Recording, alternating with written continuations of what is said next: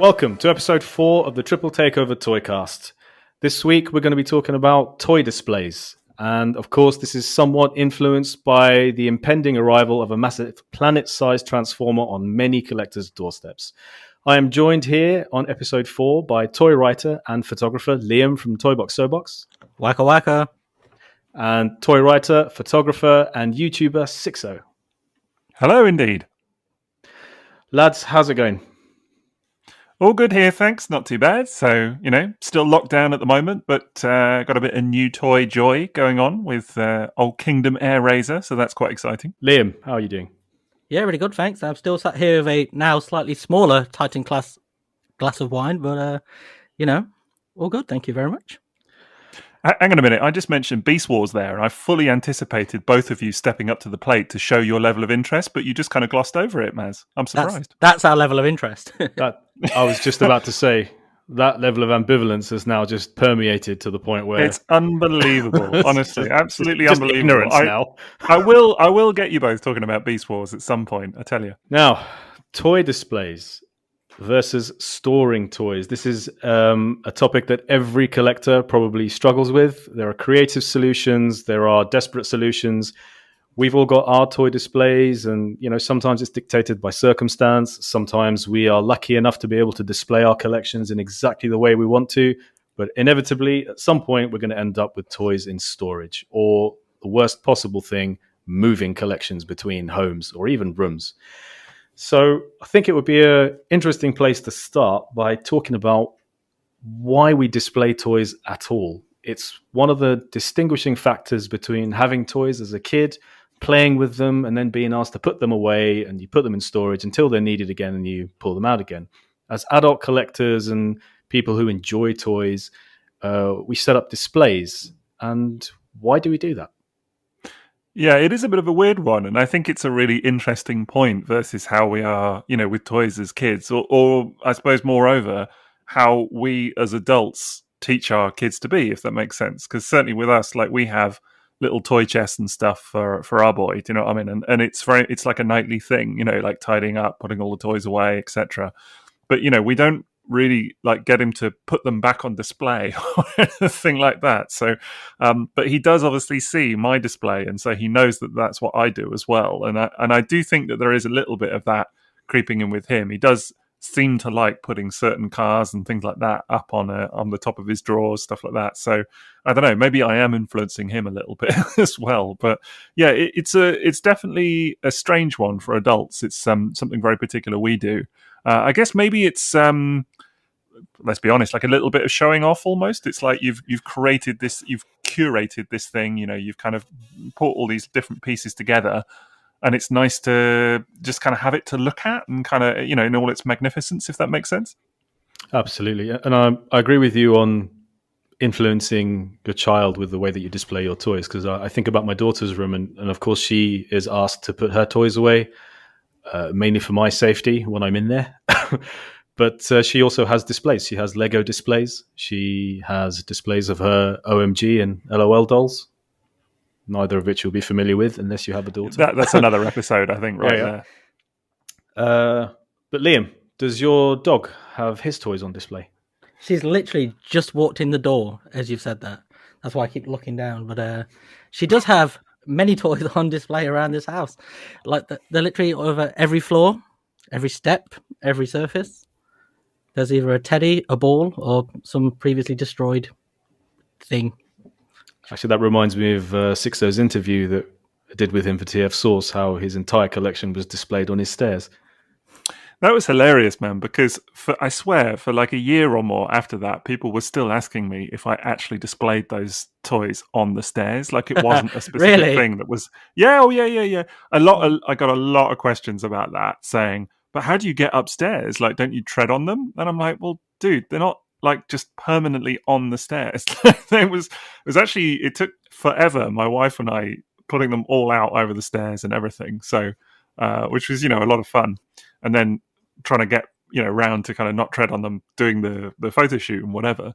But yeah, no, tons of questions about it. I think people just assume that I left them there the whole time, which is kind of bizarre.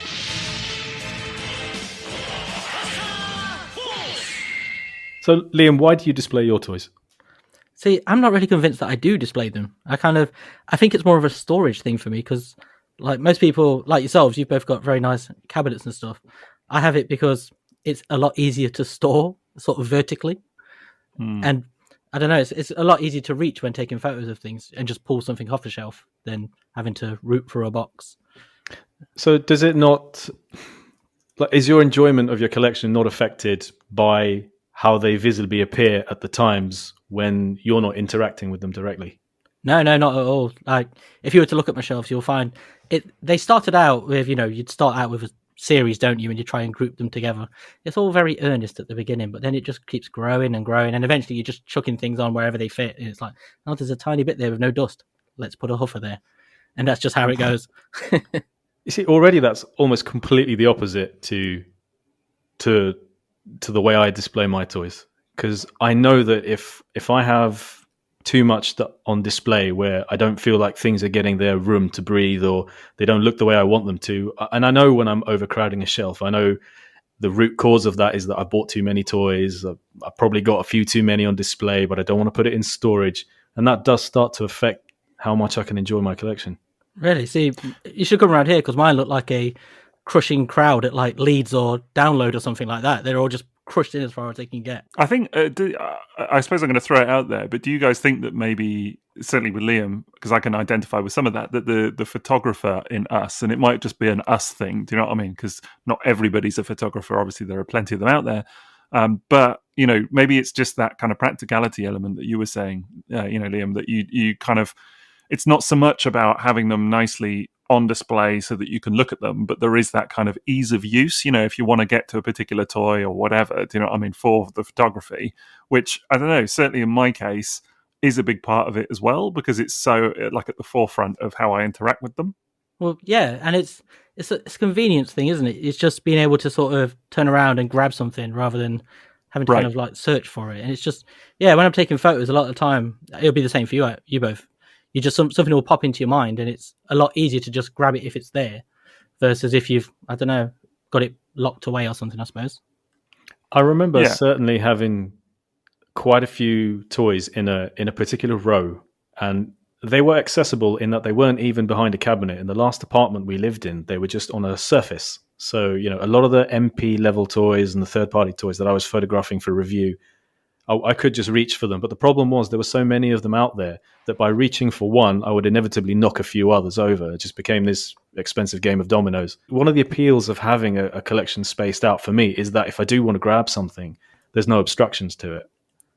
And there are just a couple of shelves I have, like G1 cars and one of the variant shelves, where there's so much packed in there that it is a little bit discouraging for me to actually go and grab something, even if I know I want to photograph it.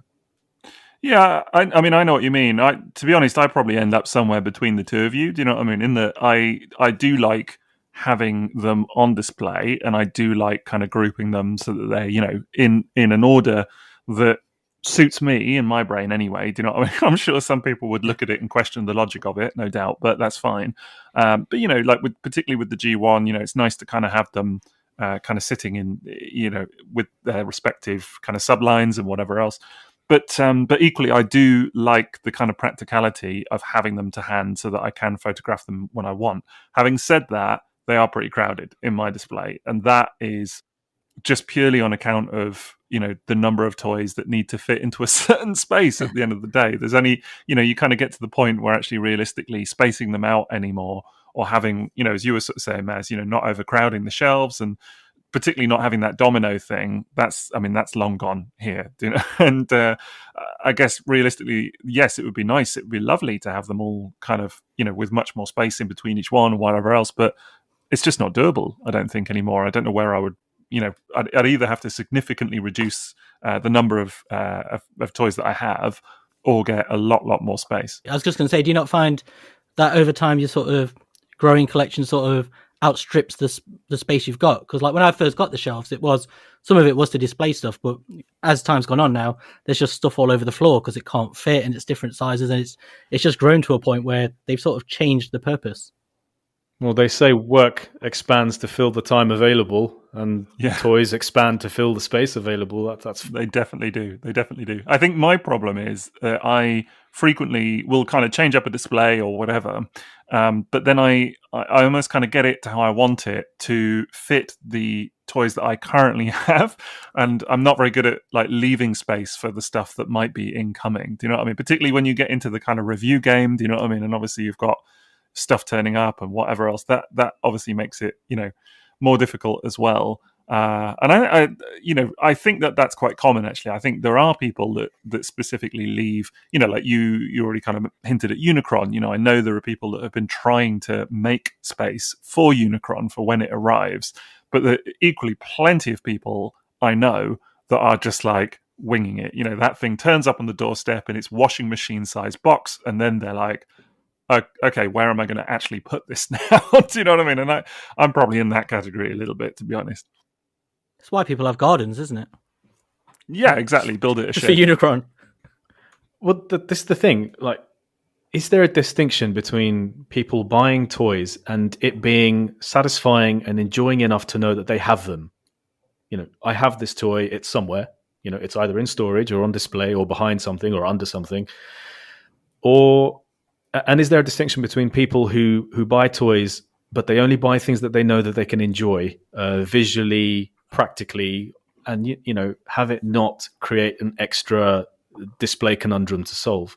For example, I know when I've got too many toys because I'm looking at my display. I know there's no more space to be had there. By cramming them in, I sacrifice the integrity of the display and what I want it to look like. And if I put it in storage, I'm not enjoying it anymore. Not the way I want to, anyway. And I wish that I would employ that kind of thinking a bit more diligently when buying toys. Because, I've just gone and bought these Studio Series toys and a few Kingdoms, because of the 1986 movie line that they've done. And it's escalated to the point where I've now got nowhere to put them. And they all just arrived in such a short period of time. Suddenly there's like Hot Rod Cup, Blur, Grimlock, Scourge, Cyclonus, and Alicon. And they're just everywhere, in my opinion. They're crowding my desk now. And I know that I don't have space in my display behind me, my vintage display. So what, do I store them? But is there a difference for you guys in knowing that you have the toy and then being able to display it? Yeah, to some extent. I think it depends what it is. Like with Studio Series or with Generations or whatever, I actually don't put those in my display. And some people, I don't know, maybe would hear that and think differently or be disappointed by that or whatever, but I am slightly particular with what goes in the cabinets and whatever else, just because of the space. There is no more space ultimately, so you have to kind of pick and choose. That said, I don't necessarily want to completely downsize or get to the point where it's one in, one out or whatever in terms of the collection. So stuff like Generations, I don't know, for me those are toys to kind of enjoy, not just on display, if that makes sense. They're like fiddle formers. You pick them up, you have fun with it, you put it back. But they're not toys necessarily that I would put in a cabinet or whatever. Do you know what I mean? And kind of have on display in the same way that I would, a lot of Generation 1 stuff. And literally, I've got 4 cabinets. 3 of them are vintage. It's the vintage stuff, and 1 is masterpiece. And it used to be more 50-50, but it's kind of just swung that way. And I think that's because, naturally what I can see myself doing over time is prioritizing the stuff that is, I suppose, it's more valuable or that, kind of feels a bit more special or whatever else. And the kind of new toys coming in, I just find a different way to store them, but still kind of look after them, if that makes sense. Not just, chuck them in a box. Yeah.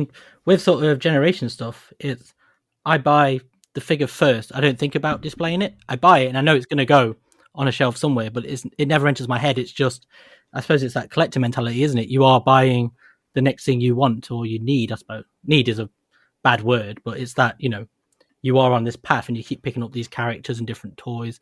And so the displaying of them is secondary. It's because once I get it, I know it's going on the shelf. And you do see people, don't you, where they do buy lots of toys in boxes and they don't even open them for years and stuff, and they just kind of put them in rooms.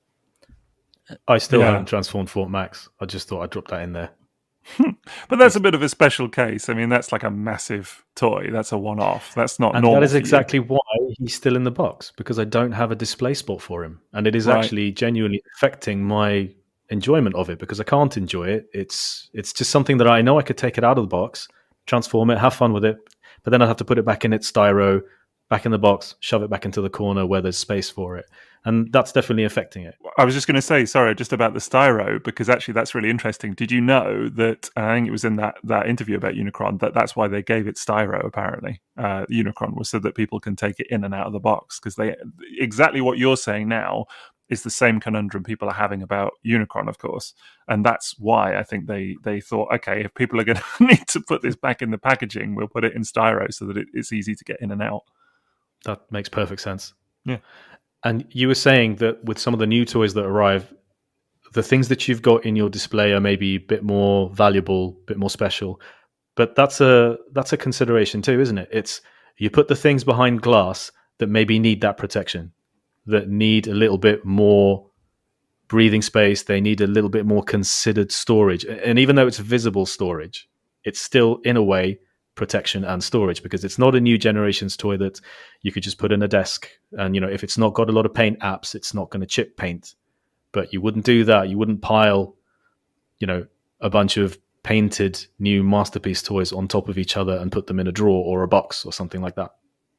Yeah, definitely. I mean, for me, the generation stuff, most of it anyway, certainly 90% of it, I will also share with my son, and let him have a go with them and what have you. They don't stay in durable, his aren't they? room. Yeah, certainly more so, yeah. Certainly more so than Masterpiece or Generation 1, definitely. I mean, he does look at the other stuff as well, do you know what I mean? But it's the the War for Cybertron and whatever, those are the toys that we actually play with together, other than the ones that are his, and stay in his room. And he's had a go on them, and I've left him to it, of course. But they always kind of go back into the room with the rest of my collection, etc. So, but they are different in that regard. So I suppose it would feel really weird to me, and probably a bit confusing to him as well, to have them to be playing with them, then me be like, okay, now let's put them back behind the glass, And it's almost like there's a distinction there for him a little bit, if that sort of makes sense. It does. Imagine there wasn't any glass, though. If we're just talking about a shelf, then it's like mine. Do you think it would? Yeah. It's just a bit more obviously that. You know what? Maybe it's not obvious, because the first thing that Liam said was that that's just basically his storage for them. So I was just wondering, it's possible to enjoy the toy, to play with it, enjoy it with your son, or me enjoying it with my daughter, and then when we're done playing with it, it kind of goes back in a display, and then it's being enjoyed as part of a display. Especially if there's a number of figures of the same line, set up in a particular way. Yeah, I think that's definitely possible as well. I suppose it really all comes down to your priorities as a collector, doesn't it? And kind of the figures that you see as, as you said, the most valuable, whatever that metric of value is, whether that's monetary or just, their kind of your sort of emotional connection or enjoyment with them or whatever it may be. I think whatever that sort of metric of value is, that's ultimately what you're going to prioritize the most in terms of putting it on display somehow. It's naturally going to be the toys that you want to, whether you kind of think about it that much or not, it's going to be the toys that you want to have out on, isn't it? Those are going to be the ones that you prioritize for a display. If you're buying toys for a particular series, it's quite natural to display them together. But then if you get something that's not part of that series, would you then, but it's valuable to you and you really like it, you went out of your way to get it maybe, would you still put that in your display, or would you then find a different solution for that because it doesn't necessarily fit in with the theme of what you've got in your display and that value metric that you're talking about? I think for me it's a bit of both. I mean, I have stuff in the cabinets that isn't, it's maybe a one-off or whatever. I don't know. I think my brain can always find some logic with it, to try and tie it in. I mean, yeah, there is stuff definitely that doesn't quite fit in one way or another. But, for example, I mean, maybe it's not the best example, but I only have one Galaxy Force or Cybertron toy, and that's the Optimus, the Convoy. And that sits quite nicely with the rest of the toys from that era. I mean, some people would say, oh, you need, that in a Galaxy Force display or whatever, but that's fine for me. I mean, I also have a couple of third-party toys, which I would say are one-offs. They don't tie in with anything. There's a TFC Toys ST Commander, which is the kind of take on G.I. Joe Rolling Thunder. I don't know if either of you have seen it. Yeah. It's very cool, kind of green I lost Optimus after Prime. that toy. It looks It's amazing. It's really, really cool. Complete one-off for me. Now, they are doing a Megatron, actually, coming up, interestingly, so I have my eye on that. But, currently, that toy has been a complete one-off for a long time. And I've had it sitting with Generation 2, because I kind of thought, it's a bit Generation 2, kind of G.I. Joe as well. And so that was kind of the logic there. I've had it set somewhere else. I've had it on its own. I think it's whatever works for you, ultimately, isn't it? Yeah. Like the amount of shelves I've got that have grown over the last couple of years. It's like I've got a whole shelving unit here where there's one shelf and it's got like Vinyl Tech, third-party stuff. There's Armada, all of these sort of different studio series, all these different toy lines. They're almost like refugees from the other shelves. Kind of, they've got nowhere else to go, so they just kind of get lumped together. But it actually makes for a really nice display when you walk past them, because you just see, instead of seeing this, when I look to one side, there's quite a uniform, like the 1984 art crew of Earthrise or Generations are all together. But then when I look at this other side, there's this really varied kind of like, I don't know, it's almost like a cereal, like multicolors and just stuff like that. It's just quite nice to see. Well, maybe does it depend then on how varied your collection is? Because like what you're describing, Liam, is where you've got all of these kind of odds and sods left over that don't necessarily fit in wholesale into other bits of the display. But clearly you've got a very varied collection. If you've got stuff like Vinyl Tech and whatever in there, whereas I don't necessarily have that, and I know Maz doesn't. Not true. So not true. Well, you've got some bits. You do have some. The thing is, the top of my cabinets I have reserved purely for Macross, and in front of that, purely M.A.S.K. So I try to keep it in a way with a given formula. And then on the other side of the room where my PC is, there's a shelf above my PC, and that's purely Lego. And the tub that I have on my left is only Lego as well. And then on my PC, I mean, this sounds extremely messy the way I'm describing it, but I'm trying to keep them very distinct and not cluttered. I have some models from the Wipeout series of games. So I do have variety in what I have in the room, and it is actually quite important for me that I keep them distinctly to the areas that I've assigned them. And it's that kind of thing that stops me buying more of a particular thing. I can definitely attest to that. Like I won't buy any more M.A.S.K right now because I'm not confident I can fit that into the display. You should buy more. Do it now. I really want to. Right now. Right this moment. I really do want to. More M.A.S.K. I can guarantee you there are people listening to this podcast saying, that doesn't sound messy at all to me.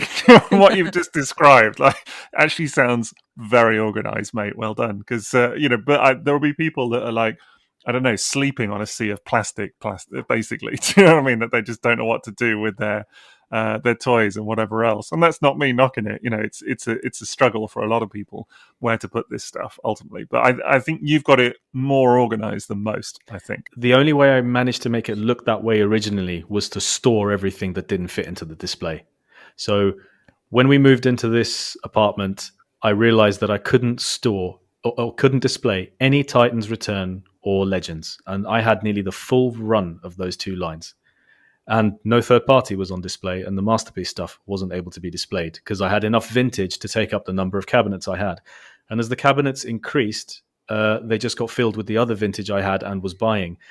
And I realized that I didn't want to store things for years. And I just didn't feel that they were the kind of items that I prioritized enough anymore to rotate back into the display. And I know some collectors really successfully rotate displays and they keep it really fresh for themselves. And I respect people who are able to do that with discipline. And, it's a way of curating your own collection for your own display enjoyment. And I think that's awesome. But for me, I realized all that stuff that was in display, it eventually led me to sell that stuff because I had to ask myself, am I ever going to put this out on display again? If not, why do I still have it? Am I holding on to this dream of one day living in a big enough home that I can display all the Transformers that my heart desires? Well, then I'll buy them at that point. I think I told myself I'm just going to buy them at that point. Would you ever want to live in a place like that, though? Like I've had that thought before where I'm like, oh, well, maybe one day, in a bigger house, more room. But then at what point? I mean, like imagine living in, some sort of, I don't know, country manor or mansion or whatever.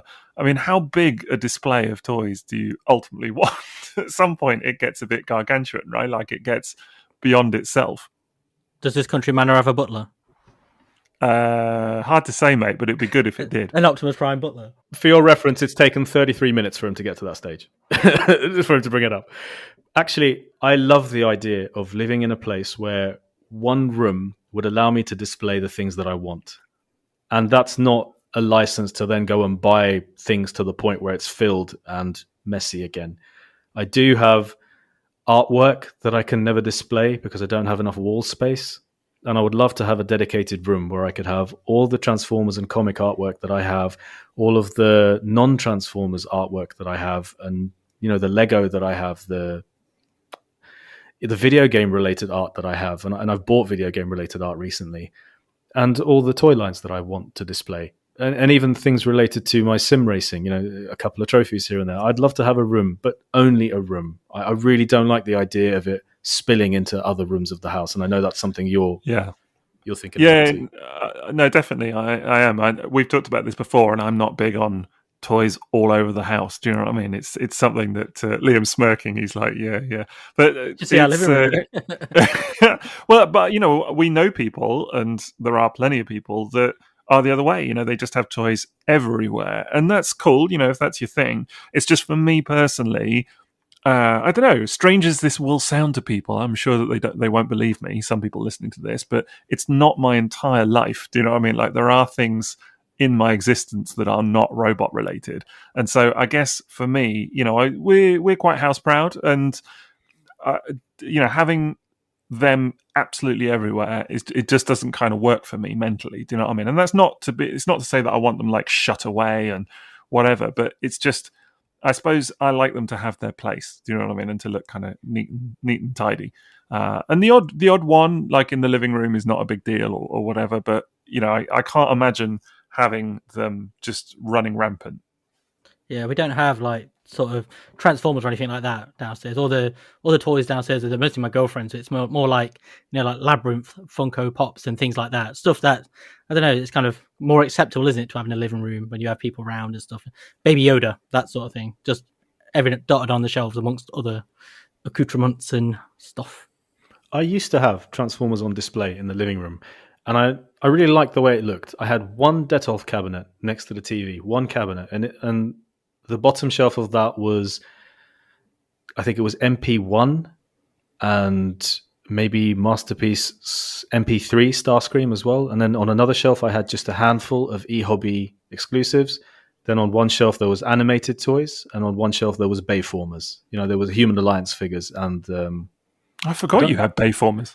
Yeah, no, I displayed them for a really long time. And I really enjoyed them for a really, really long time. But that was another victim of, what do I want to display now? What's going to have to end up in storage? What does that mean for these toys, really? Because when that was that one cabinet in the living room and that was all that there was on display in the home, I really liked it. And I liked the way it was on show to people who came around, and it was really tightly curated display. But as soon as I had a room for Transformers, having them out of that room suddenly felt a little bit unfair.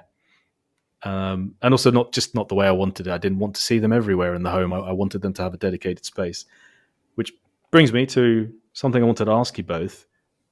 I think it leads nicely onto packaging. How do you store packaging? Do you keep packaging? Do you keep your toys in the packaging, in display, or in storage? What do you do with your packaging generally? For me, it's a mix. It depends what it is. If it's like, say, Masterpiece or vintage, I try to keep it. But now I've noticed when I buy vintage stuff sort of secondhand, I try to find stuff without a box, not because it's cheaper, but because there's less of a temptation to keep hold of it. So I don't have to store it. It takes that decision away from me, really, because I find it really hard to get rid of things like that. But like with, say, Generation stuff, it just goes in the bin. It's like the best way for it. But then with Masterpiece, it's you think in the back of your mind, it's like, but if I sell it, that's more, I don't know, more valuable with the box, isn't it? You feel like it's an easier sell, I think, to other people. It is an easier sell, and I did realize when I sold my Masterpiece toys that I was taking losses on things because I'd no longer had the boxes. I had this epiphany and just decided to get rid of all the Masterpiece packaging because it was huge and it took up so much cupboard space that freeing that cupboard space meant a great deal. But keeping it would have meant that I got more money when I sold it, But ultimately, the number of years that would have lived in our storage just to make those sales had a negative impact on our lifestyle and our living conditions. Catch-22, isn't it? You just kind of, Yes. It's better for you to not have it, and you'd feel, I don't know, not happier as such, but you've got more space and everything like that, and it's less to look after. But at the same there is time, an element. Yeah, sorry, I was just going to say there is an element of like hanging on to stuff just for the sake of it, almost.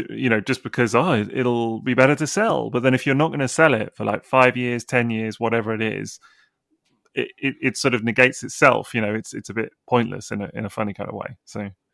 But yeah, no, I'm the same. I do keep my masterpiece packaging because I love it and I really like that packaging.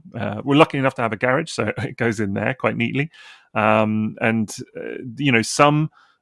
vintage stuff I keep, typically for kind of more higher end stuff. So like Star Saber, things like that. Do you know what I mean? I would never get rid of that packaging. Same for a lot of like anything kind of Victory or things like that, Master Force, I typically keep. Fort Max. But then a lot of it I sell, actually, because you can get decent coin, back on whatever you've got for some vintage packaging if it's in good condition or whatever else. And if I'm only going to be like sticking it in a cupboard and not doing anything with it, but actually someone else really wants it, well, then it's a bit of mutual benefit, isn't it? It frees up my space. Someone else gets what they want. I get a bit of money back on whatever it is. So it works out quite well. And with some of these things, the packaging is part of it, isn't it, as well? Like you say there with sort of the vintage Takara stuff, it's very special. So it's kind of part of owning it. Is you're not just keeping it for the sake of keeping it packaging. It's something really beautiful to look at, and it's such part definitely of getting that toy. I think it really depends what it is. So, like something like Death Saurus, for example, I could never imagine parting ways with that packaging because there's something so immense about. And again, it's not just a monetary thing or whatever. It's probably just like a kind of very personal. Kind of going back to Holy Grails again a bit, I suppose. When you first get it, I can remember the kind of care of like sliding out the styrofoam from inside the cardboard, and just kind of and like going over all the little kind of manuals and whatever else, and just taking a lot of pleasure in that, really. And I still have that same vibe looking at that packaging, some of that Victory stuff or whatever. But I would love to keep all like boxes for Target Masters, Power Masters, all of that stuff as well, because I do love that packaging. But ultimately, you can't keep it all, right? Sacrifices have to be made. No, and I do find myself doing what Liam was describing earlier and actively looking for loose but unused samples, which is a very hard niche to find toys in. But every now and then, when I do find one, it's like, that is perfect for me.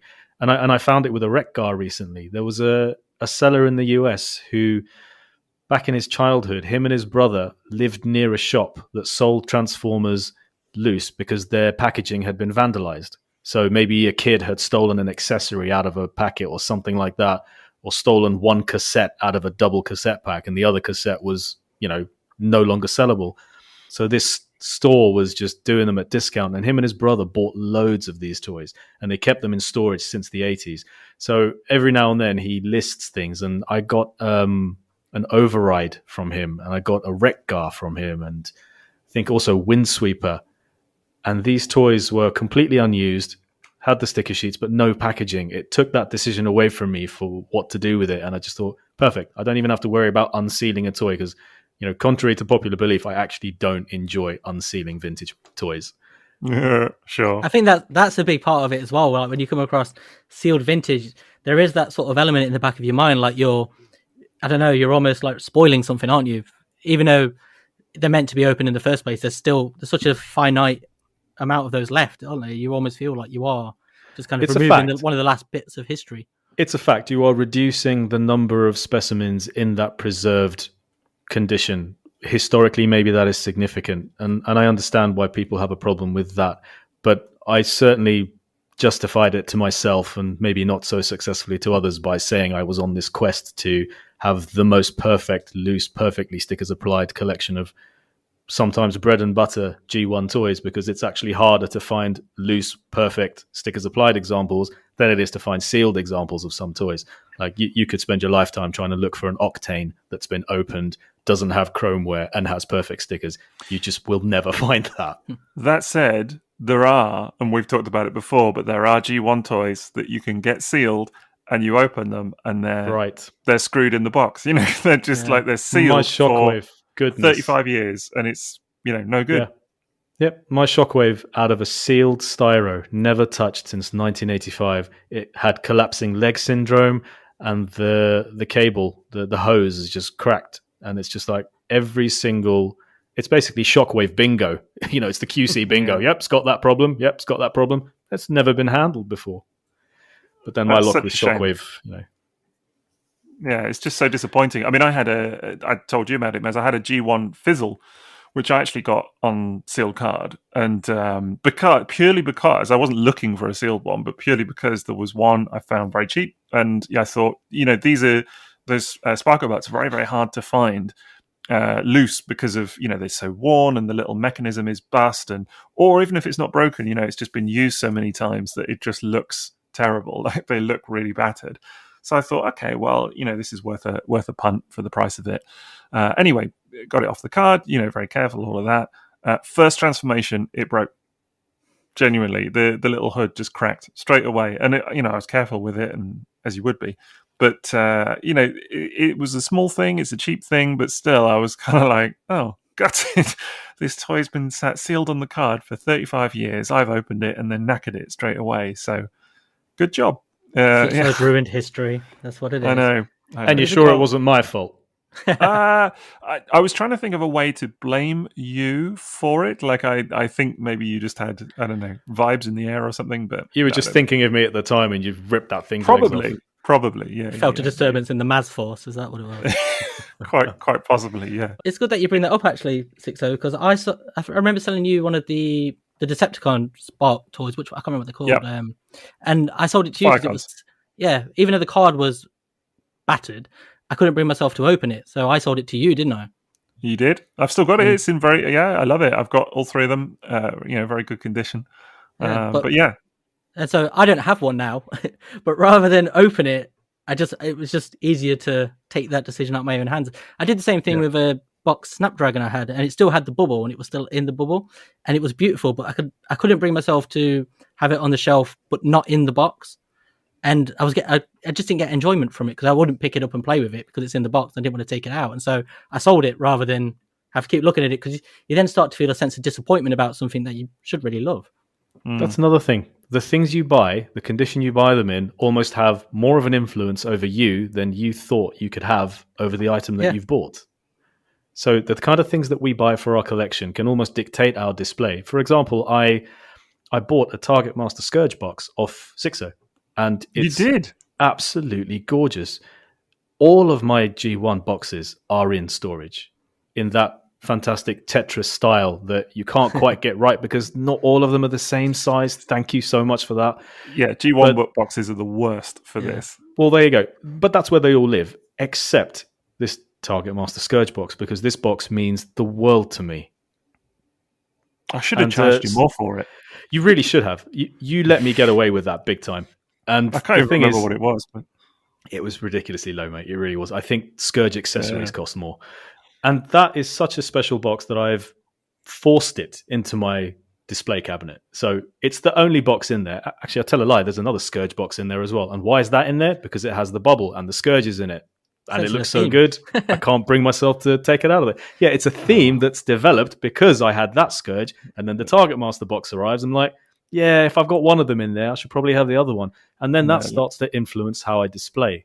So you're the one man in the world with the box collection of sweeps, basically.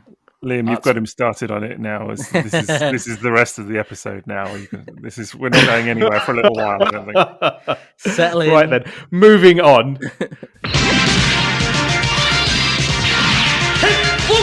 I wanted to talk about the effects of our displaying and storing on other members of our household, the people that we live with. I really felt guilty about all the toy packaging I had in storage and then all the actual toys I had in storage.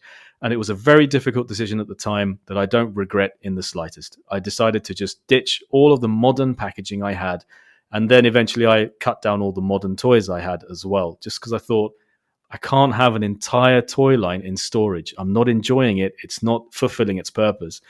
And I realized that I was taking up storage space that we could have used for my daughter's things. It was maybe influencing my wife. Maybe she didn't buy as much stuff for herself or for the home that she wanted to, because she knew that there would be a storage dilemma. And she knows how much the toys mean to me as well. So at some point, I just made the decision that I'm going to try and have as little effect on the rest of the people I live with the way I display toys and the way I store them. Does that ever cross your minds? Yeah, it definitely does here, for sure. I mean, I think that's very pertinent. I think it's easy to kind of take over with a hobby like this a little bit. Do you know what I mean? If you let it anyway, because as we've already sort of said, you know, they're sizable things. They can take up a lot of space, and I think it can just run rampant. You know, if it's kind of left unchecked, you know, this stuff would take over your home and whatever else. So it's definitely a consideration for me, for sure. I think, you know, when you live with other people, you've absolutely got to consider them and, you know, kind of make sure that they've got their space as well. My wife is not someone that kind of necessarily, you know, would complain, you know, but at the same time, like, I'm very conscious of making sure that it doesn't encroach, do you know what I mean? And just kind of taking that consideration, I suppose. So yeah, I can absolutely identify with what you're saying. Encroach is the word, isn't it? That's Yeah. such a pertinent word, encroach. Because you know, even if let's say I did take up more room and she didn't, I don't know, complain about it or whatever, I would still feel that's not a feeling that I want. Do you know what I mean? Of just this stuff being absolutely everywhere and just not feeling good about that. So yeah, I think you have to keep it in check, for sure. It's good to have the limit, isn't it? That line in the sand as well, because once it does start encroaching, when does it stop? It's always like, oh, just one more or something, isn't it? And it just can keep growing and growing. It's like with me, I just know everything's coming in this room, and so if it doesn't fit in this room, it goes in the other spare room. Do you feel like you have free reign in? Not sorry, free reign. That's it's not about free will or decisions, but does it at all cross your mind that the room you're in with your toys and the things that end up in there, does it need to hold a particular standard versus the rest of your home? For example, I know that every now and then, you know, my wife will come into this room and we'll sit and we'll talk together. You know, she'll chill out in here, and she's often complained that I don't have a pester chair where she can come and sit in here and pester me if I'm spending maybe some time on my computer or just, you know, doing something online. And therefore, I kind of want it to feel like a room in the home, which can be entered and enjoyed and time spent in here, and not have to worry that I've got a ton of stuff on the floor or in display that I'm worried is going to get damaged as a result of time being spent here by someone who isn't me and is aware of everything's weak point or anything like that. No, not at all. Not for me. This room is no. Yeah. This room here is just it's not a dumping ground as such. That's the wrong way to put it. It's just where all my stuff goes, you know, because I've got my desk in here, the computer is where all my photography stuff is. So it's basically just where I come in. And so the shelves, like I say, are mostly there for storage and for me to get stuff, but everything is in here. I did once bring a little chair in here for other people, but it was mainly for the dog. That was it. And then once the dog didn't use it, the chair went. So, but other people don't really come in here other than like when they visit we have parties or whatever in the old times. But they mostly just look around in awe, and then I just sort of shuffle them back out. Time to leave. Yeah. But like I have so much just stuff just all over the floor because there's nowhere else for it to go, because our house it's not tiny, but it's not big. So there's not that much storage for other stuff, you know, like books or boxes of things. So they tend to just come in here. Mm-hmm. I don't know. I think I certainly try and keep it tidy. It only really gets a bit messy if it's like photo projects and stuff like that going on, you know, which I know it sounds mad, but I'm sure you both appreciate, you know, if you're kind of doing multiple kind of reviews or whatever, you know, you do take things out of cupboards, etc., put them back. So, you know, there's a bit of tidying up to be done then. But yeah, no, try and keep it tidy. It's not exactly as I want it right now, just because actually I've recently moved rooms. We had a big reshuffle in the house. So this is actually my son's old room that he had since he was born. And then he's now gone to a different room, which is, you know, a bit bigger. because he needs more space himself. So that was quite a process, actually, kind of moving everything, new cupboards, etc. Can relate. It was a surprising amount of work. Surprising. Yeah. I mean, it's kind of scary as well. It does make you evaluate everything that you have. Moving a collection is the absolute best wake-up call for how much stuff you have. It's quite frightening, really. I mean, stuff that just sort of compacts away. And, we talk about putting stuff in storage versus in displays, but actually you can have stuff in a display. And not so much that you forget about it, but it's, if it sits at the back of a cupboard or whatever, and you rarely kind of look at it, then you can forget about it quite easily. Let's put it that way. And it is quite something to realize how many toys fit into a Detolf cabinet. Yeah. And when you empty them all out onto one surface, you realize just how much stuff you have. Yeah, definitely. So, I think right now where I'm at is that I have a bit of downsizing that I probably need to do. And so, I have a small sales pile, let's say. It's not that small, but that I need to crack on with that a little bit. So the aim is absolutely to have it as a bit more of a communal room. So there's room in here for my wife to do yoga and stuff like that. We do have a bit of a desk and a kind of filing cabinet and stuff in here as well. So absolutely, that's kind of the goal. It's just a bit of a work in progress currently. I wanted to ask something. Have you guys ever had a situation where either because of moving or digging something out of toy storage or just, messing with your collection, you noticed something that you'd put away that you had forgotten you'd owned? And is that always a positive experience where you think, oh, that's so cool, I totally forgotten I had this thing? Or is it something that reminds you that you have maybe gotten to the point where if you've got things that you're no longer aware of, but then they surprise you that you've got them, and you were doing fine without knowing you had it, does it maybe make you think that, well, should I really have it then if it's not on my mind and out of sight, out of mind? Why do I have it in the first place? Do these kind of thoughts ever cross your mind? Not so much, to be honest. I don't know. I don't tend to forget so much that I have stuff, despite what I said before. I suppose if I sort of sat and thought about it, I would have a good handle on everything that's in the collection. The bits I do forget sometimes are the bits that I haven't yet sold. So you put to one side in a sales pile, and then think, okay, I need to sell that. And then, you come back to it like a couple of weeks or a month later and you're like, oh man, I haven't done it yet. And you kind of, that's the bit sometimes, you kind of think, what have I sold and not sold yet? But no, the actual stuff in the collection, I don't think so. No, I'm able to kind of keep a mental note of it at least. Yeah, whereas with mine, it's all, I do find that quite a lot where I'll find something in the storage tub and I'm like, oh, I completely forgot I own this. But then it's normally followed up with, I can sell this. Because I don't keep anything that I really like in the storage tubs. It's normally stuff where I've got like doubles of. So a couple of months ago, I found a couple of Thundercats that I completely forgot I'd bought years and years and years ago. And when they were like £1.99 in the Entertainer. So I must have just bought loads. And so they were it's always stuff like that. It's stuff I completely forgot I had. And so it can just go in the sales pile.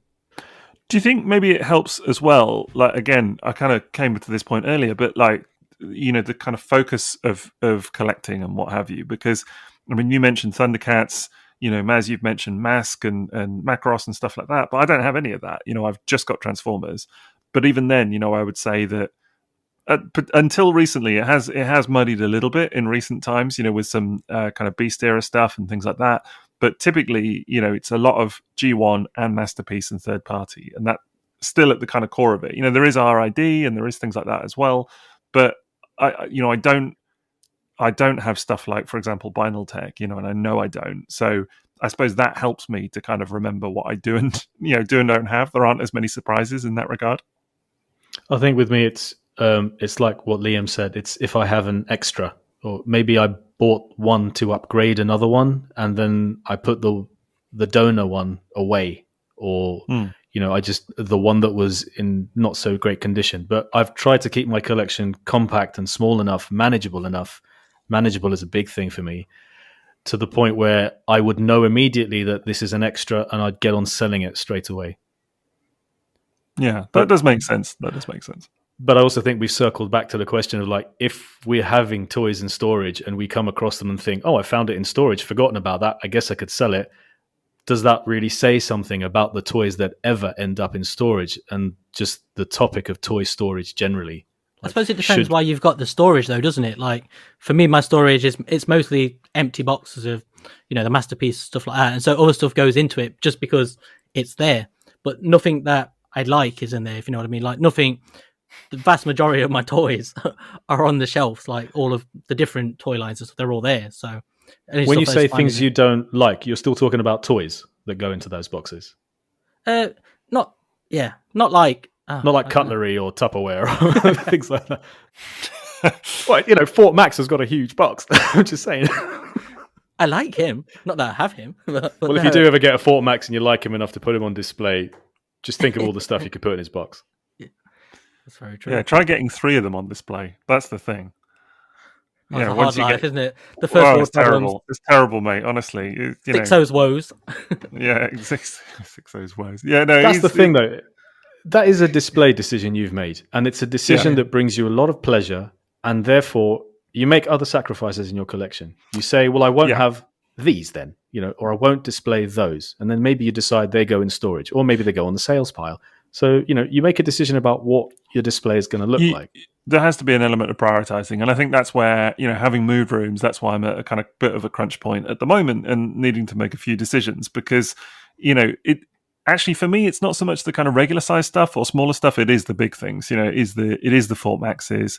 It's the third party combiners and stuff like that. It just they take up. It's the Fans Toys Omega Supreme. They just take up monstrous amounts of room.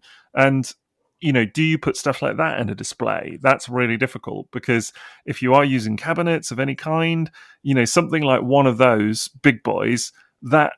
I mean, you could probably fit, 30 other toys in the space of one of those or something, depending on what it is and, equivalent space and how many shelves and whatever. But it's a big thing, to just have one of those things in a display, let alone several.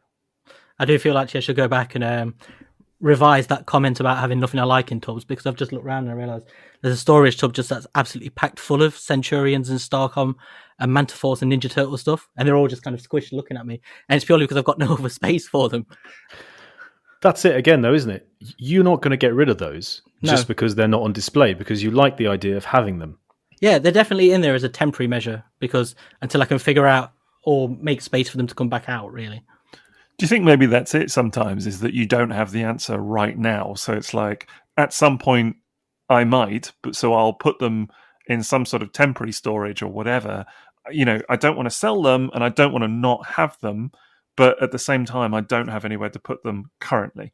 And it's, I don't know, like what you were saying about Titan's Return and things like that, Maz, was that you sort of realized by having them in display, they were kind of out of sight, out of mind, and that maybe, in your brain, you were like, okay, I don't need these anymore. Whereas there would be surely things that you might have to store in some way for some hypothetical, solution or day in the future that you wouldn't want to get rid of. I mean, for example, if it came to it and some of your vintage stuff had to move out, one of those cabinets and you had to store it, would that be a different decision?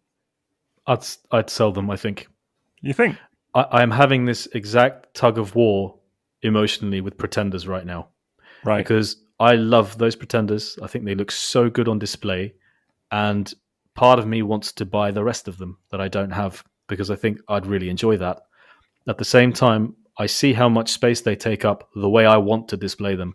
For example, I have 5 Pretenders on display on one Detolf shelf. And the way I like to display them is I've got the shell and I've got the inner robot outside the shell right in front of it. And they both hold an accessory. And I love the way they look that way. That's exactly how I've got mine on the shelf. Exactly. Well, yeah, it works for me. And I've even done that with Catilla. So Catilla's shell is there. And then the inner beast is right there as well. The inner beast. Beast. In one corner, I've got Grimlock, and then Landmine, Wave Rider, and Cloudburst.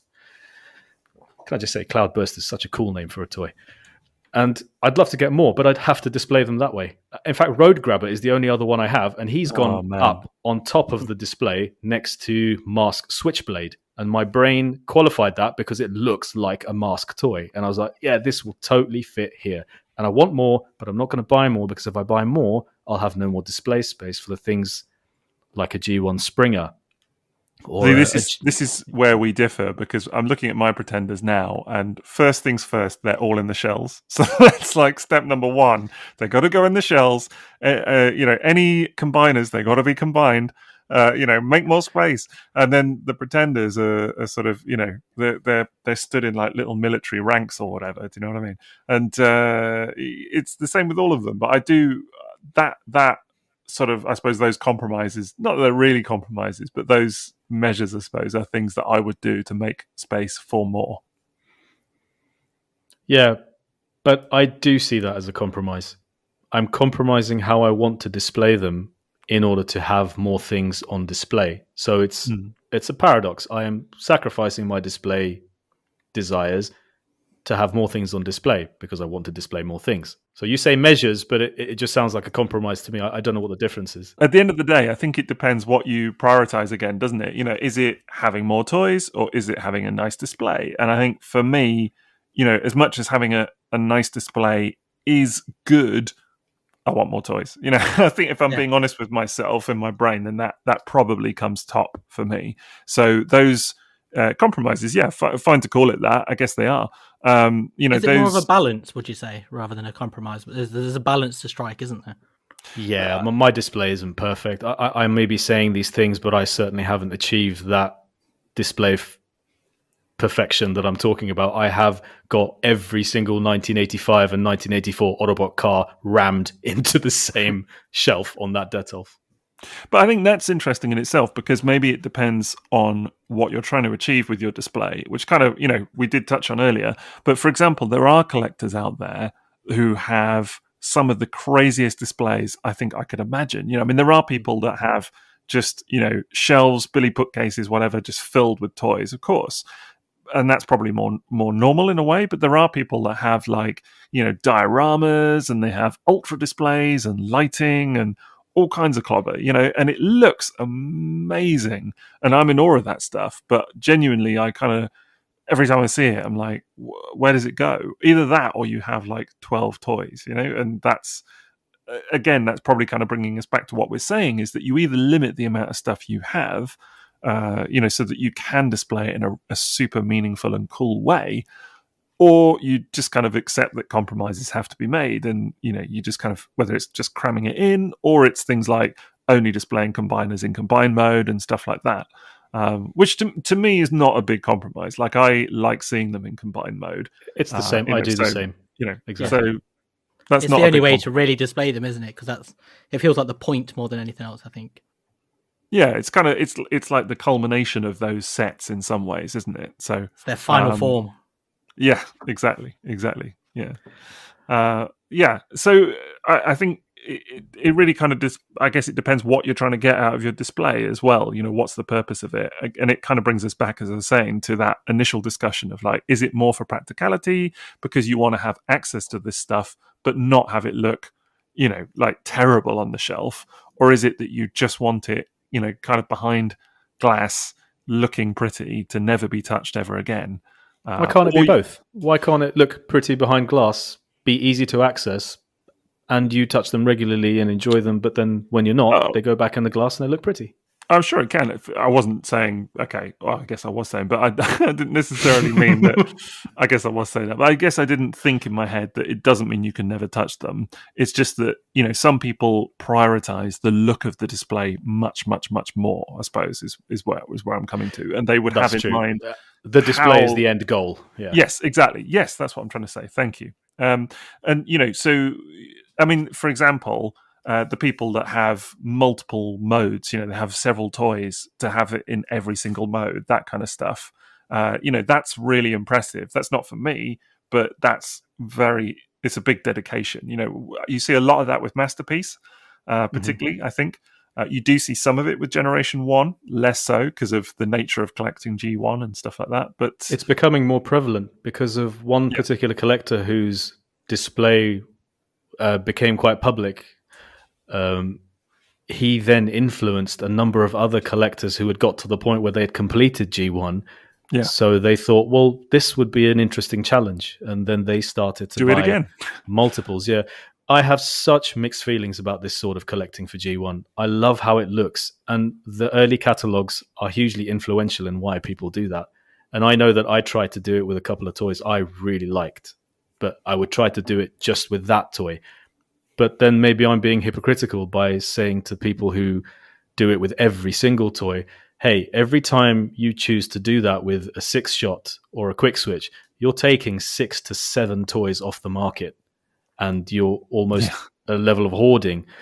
But that is their choice, It's sometimes with super rare toys, like if you do it with a Diaclone, you think, well, that's actually like 2 people whose collection now can't be finished. But again, they will say that it's a free market. You have the freedom to buy the things that you want, display them how you want, and nobody should really be telling us don't do that. It's not for anyone to look at that collection and say, I'm judging you and you shouldn't do it that way. Yeah, I think in this hobby, the minute you look at the way other people collect and start judging it in any way, I think that's not a good road to go down. Do you know what I mean? I think it's a deeply personal thing, isn't it? Yeah, exactly. Every display is different. Every collection's different. It's all, as you said, Liam, very, very personal. And I don't think you can judge people. You can, disagree with what people do in the sense of you can look at it and think, well, that's not what I would do. But that's not passing judgment in the same way. And I think that multiple collecting for all the different modes, to me it seems a bit mad, but that's just me. I can't imagine doing that. I can see the appeal in a funny kind of way, though. I do like the way it looks in a display. I do definitely, having seen it, I do like the way it looks. I also like the way that people sometimes have like the G1 toy and the Masterpiece toy kind of, of each character. I think that's very cool. Again, I can't imagine doing it because of the space involved, but there are some fantastic displays that look like that. I think they look really, really cool. The bit that you just said about having six shots, that to me is like, I can't. Well, 7 if you're going to go for a packaged version as well. And a number of people who collect this way will do a packaged version too. They get in the box. Yeah, it's got a gorgeous museum quality to it, and I love that there are collections like that you can look at. And I imagine it only really bothers me when I can't find a completely white Jazz for my collection, and I'm thinking, well, that dude's got 3. So I'm sure that's the source of my frustration more than anything. They're a superior collector. Everyone's a superior collector to me. I just want lobsters, which I can't get. You'd never think that bisque would be a hard to. Anyway, moving on. Have you got him in all of his different modes? No, not yet. Don't. It's 3 steps, Liam. Come on. One for each step. I think that you can look at someone's display though and admire it and think, "Wow, that's incredible," but not want it for yourself. You're never ever going to be able to always replicate that or whatever. And it's a question of resources and whatever as well, isn't there? I mean, for me, buying multiples would mean not having other stuff, of course. So straight away, that's out. It's a bit of an indulgence, isn't it? Yeah.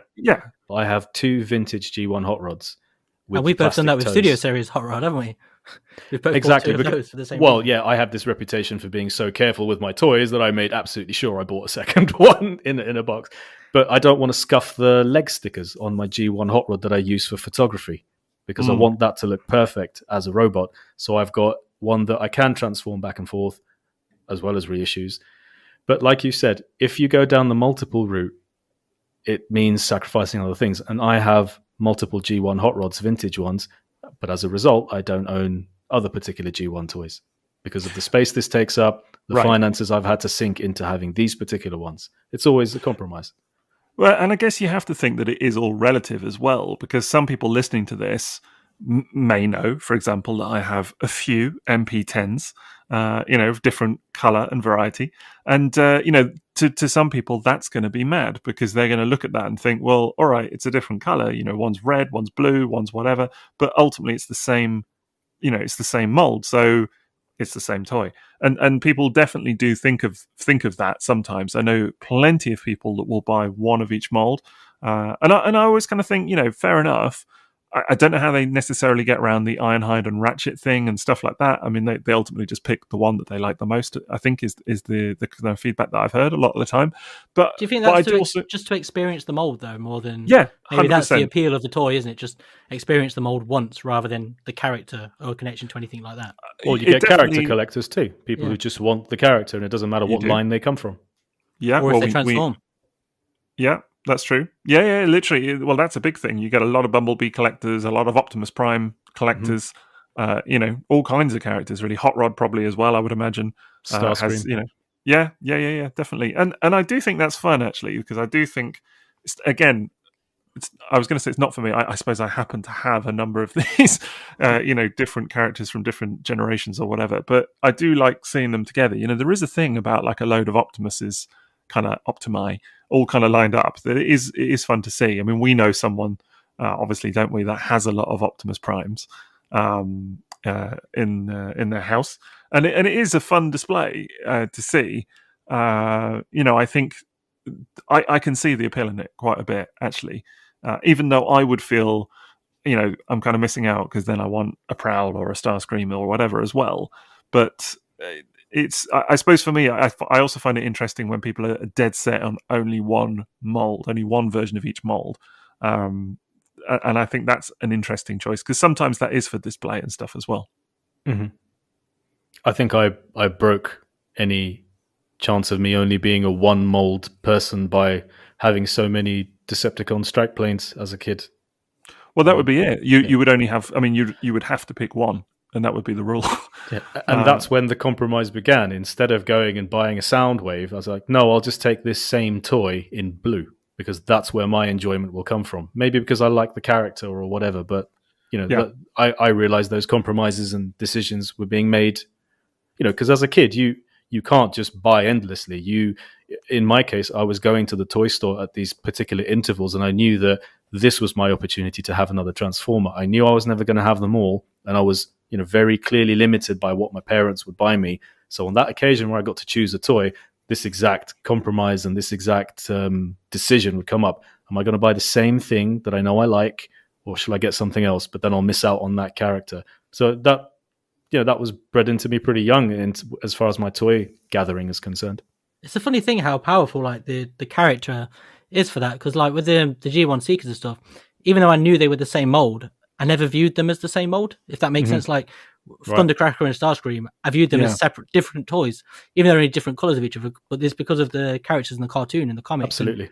Yeah, a lot of people really prioritize the character thing. I mean, I know tons of people, like when MP Starsaber came out, a lot of people were like, well, I don't know the character, so I'm not interested. And you could tell them this is an amazing toy till you're blue in the face, but they would have zero interest purely because they don't know the character, they don't know Victory or whatever. But yeah, it is a weird one. I suppose that's why I mentioned Ironhide and Ratchet, is because to me, they're both, kind of some of the more defined early Autobot characters, so naturally you would want them both, right? But people do make a choice. They do think, okay, I only want one of that mold, whether it's War for Cybertron or whatever, and I will choose one of them or t'other. And I find that interesting. Equally, we know at least one person who their display is made up of only one toy for each character name across generations.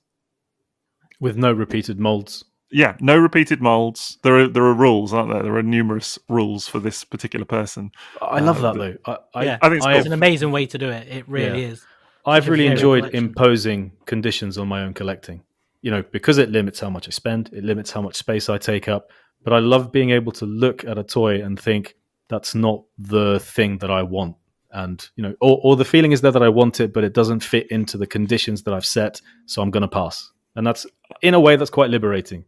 To give yourself the opportunity to pass and say, not this time, no thanks. I do know what you mean. There's also a satisfaction to having something that feels kind of cohesive and to kind of meaningful as well. So yeah, I can jam with that. I can appreciate what you're saying. I think it's really interesting. But equally, some people just kind of collect with gay abandon, and they're just they don't worry about this stuff, and they're perfectly happy as well. They're not fussed about toys fitting in a particular display. They're not fussed about what line it is, whatever it is. They just kind of go for it. They like a toy, they buy it. It's that simple. Yeah, and I really admire how free and fun-based their collecting is. It's not restrained by any self-imposed parameters. I think it works for me, but I like that it doesn't work for others. And it's always nice to see. It's a very personal thing, isn't it? Again, it's very personal, totally, and unique. I just think toy displays are the absolute. What's the word for it? It is fundamentally the most personal aspect of this collecting, almost. Yes, yeah, definitely. I think that's what makes it so fun, is because it's so unique to each collector. Everybody's different. And equally, this is probably worth mentioning, that it's never not fun to see how other people display their toys as well. Like every collector wants to get a look at someone else's collection. There's a reason that threads about collection pics are so popular. And you can post a picture. I know I can post a picture of a shelf or whatever, and people love it. They just love to see that, because it appeals to the collector in all of us, even if it's not kind of fitting your parameters for how you would collect and how you would display them. It's still admirable to see it, and I guess that's why I like seeing some of the museum stuff. It's why I also like seeing how people just kind of go crazy with it and just whatever. It's just fun to see. That's a good segue into the next subject of actual display mechanics and what kind of things do you do to display your toys. For example, I use clear risers. I really love that, on eBay you can get these Perspex risers, and I went to a model shop and they were clearing out all their stock. They had a bunch of risers that were totally clear, lovely size, perfect for a Detolf. In fact, they were displayed in a Detolf, and I took those, and they're just perfect for layering a Detolf shelf, and not necessarily because I can squeeze things under them, but because it just allows the toys which are further back to be elevated that tiny amount. And if I had more risers, I think I would use them on every single shelf, because they're integral to my own display. And people see that and they ask me, where did you buy those? So getting ideas from other people's collections is an awesome thing too. Yeah, I would agree with that. I actually don't have any risers, and I keep thinking about it as like a possibility, or like shelf splitters or whatever they're called as well, to try and sort of maximize a little bit. I had a thing for a little while where I had RID Brave Maximus, and then kind of nothing of equivalent height to stand next to him. So I was like, okay, so how do I get almost like a kind of like a level or something to kind of have two things, one above the other. So yeah, I'm still working on that. But yeah, there is a lot of that can kind of definitely enhance how things look, for sure. I've got to give a shout out to Dom here, Dom Salvia in the UK. He had this amazing idea of using a Perspex riser and just hooking it onto the Detolf shelf above, so that it sort of created a shelf at the back of the display, and he would line up mini bots on that shelf, and they would just sit on the shelf below, but really, really high up, cleared from anything that was already on the base of that shelf. And I just thought that was a brilliant idea. And if I had more of those types of risers, I could see myself having a shelf of Autobot cars, a nice amount of negative empty space height-wise, because those toys are pretty short, and then just have like a row of mini-bots, so maybe just one or two in car mode, which are perfectly suspended from the shelf above, again, using Perspex, which fits in with the glass shelves. I always thought that was a really cool idea. So do we not consider cool. Optimus Prime's trailer as a riser then? That is a subject, and I have that written down as a question. Prime's trailer, store or display?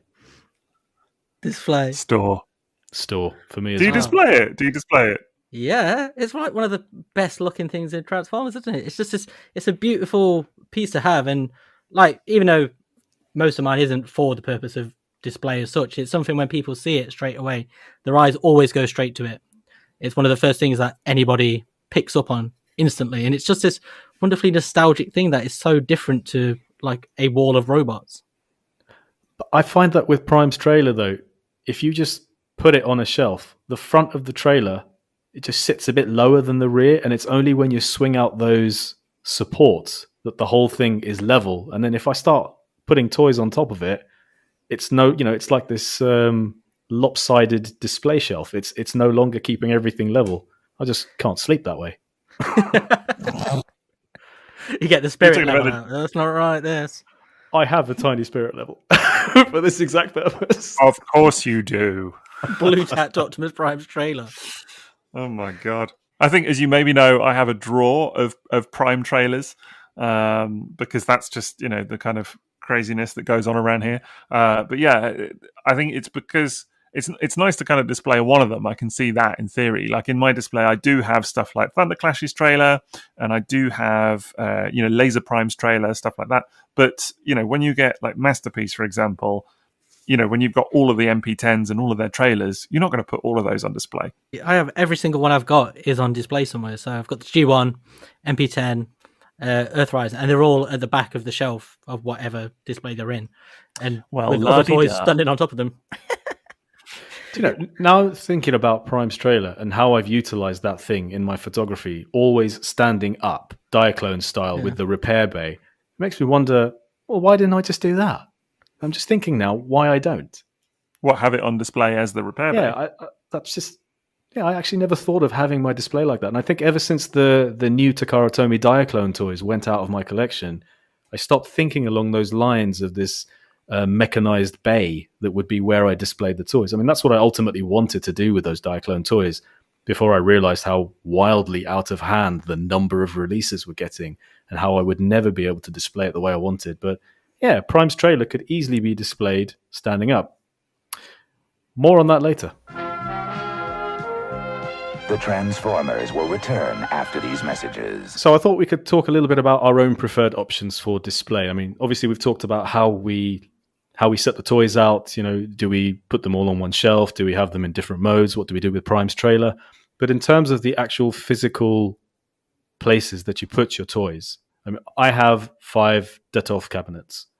And on top of those cabinets, I have tried to keep things quite sensible. But it is a surface, a cabinet top that I'm using for display. I have a tub, which has a lot of my G1 packaging in it. That's a slide-out tub. It keeps them out of sight and protected. But also there's a surface there, which I use for Lego. And I have one Lego shelf. But what do you guys do with your, what kind of, do you have cabinets? I don't. I just have normal cheap Argos shelves. So, no cabinets, no fancy over here. Do you use other surfaces to display toys, or is it just everything is in those shelves? No. Everything in this room, every surface is covered in toys. Like this desk has just got piles of them because there's nowhere else for them to go. The floor is covered in them. The table I use for my photography, underneath are boxes of toys. And there are storage tubs everywhere because it's all got like photography scenery and stuff like that. There's just boxes of storage and accessories and things like that. There's lots of storage about here. Yeah, I have cupboards with doors. They are. I'm trying to remember which ones they are now from IKEA. They are. Is it a cupboard if it doesn't have a door? I guess then it's just shelves, but these have doors.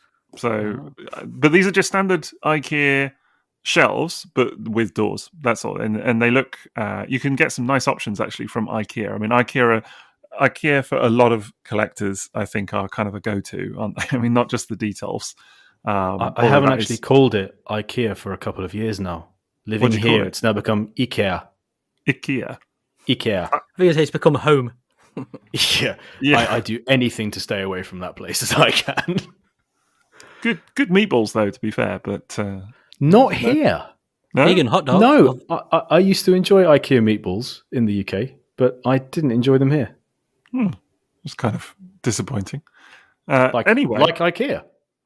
Well, certainly going to IKEA is not anybody's idea of fun, is it? Really, but some of the products and stuff. Organized hell. All right. That's what it is. Yeah, but certainly the actual standard cabinets and stuff that they have, I think anyway, look really, really good. I mean, certainly when I got these ones that I've got now and posted a few pics online, they got a really positive response. A lot of people saying, "Where'd you get them?"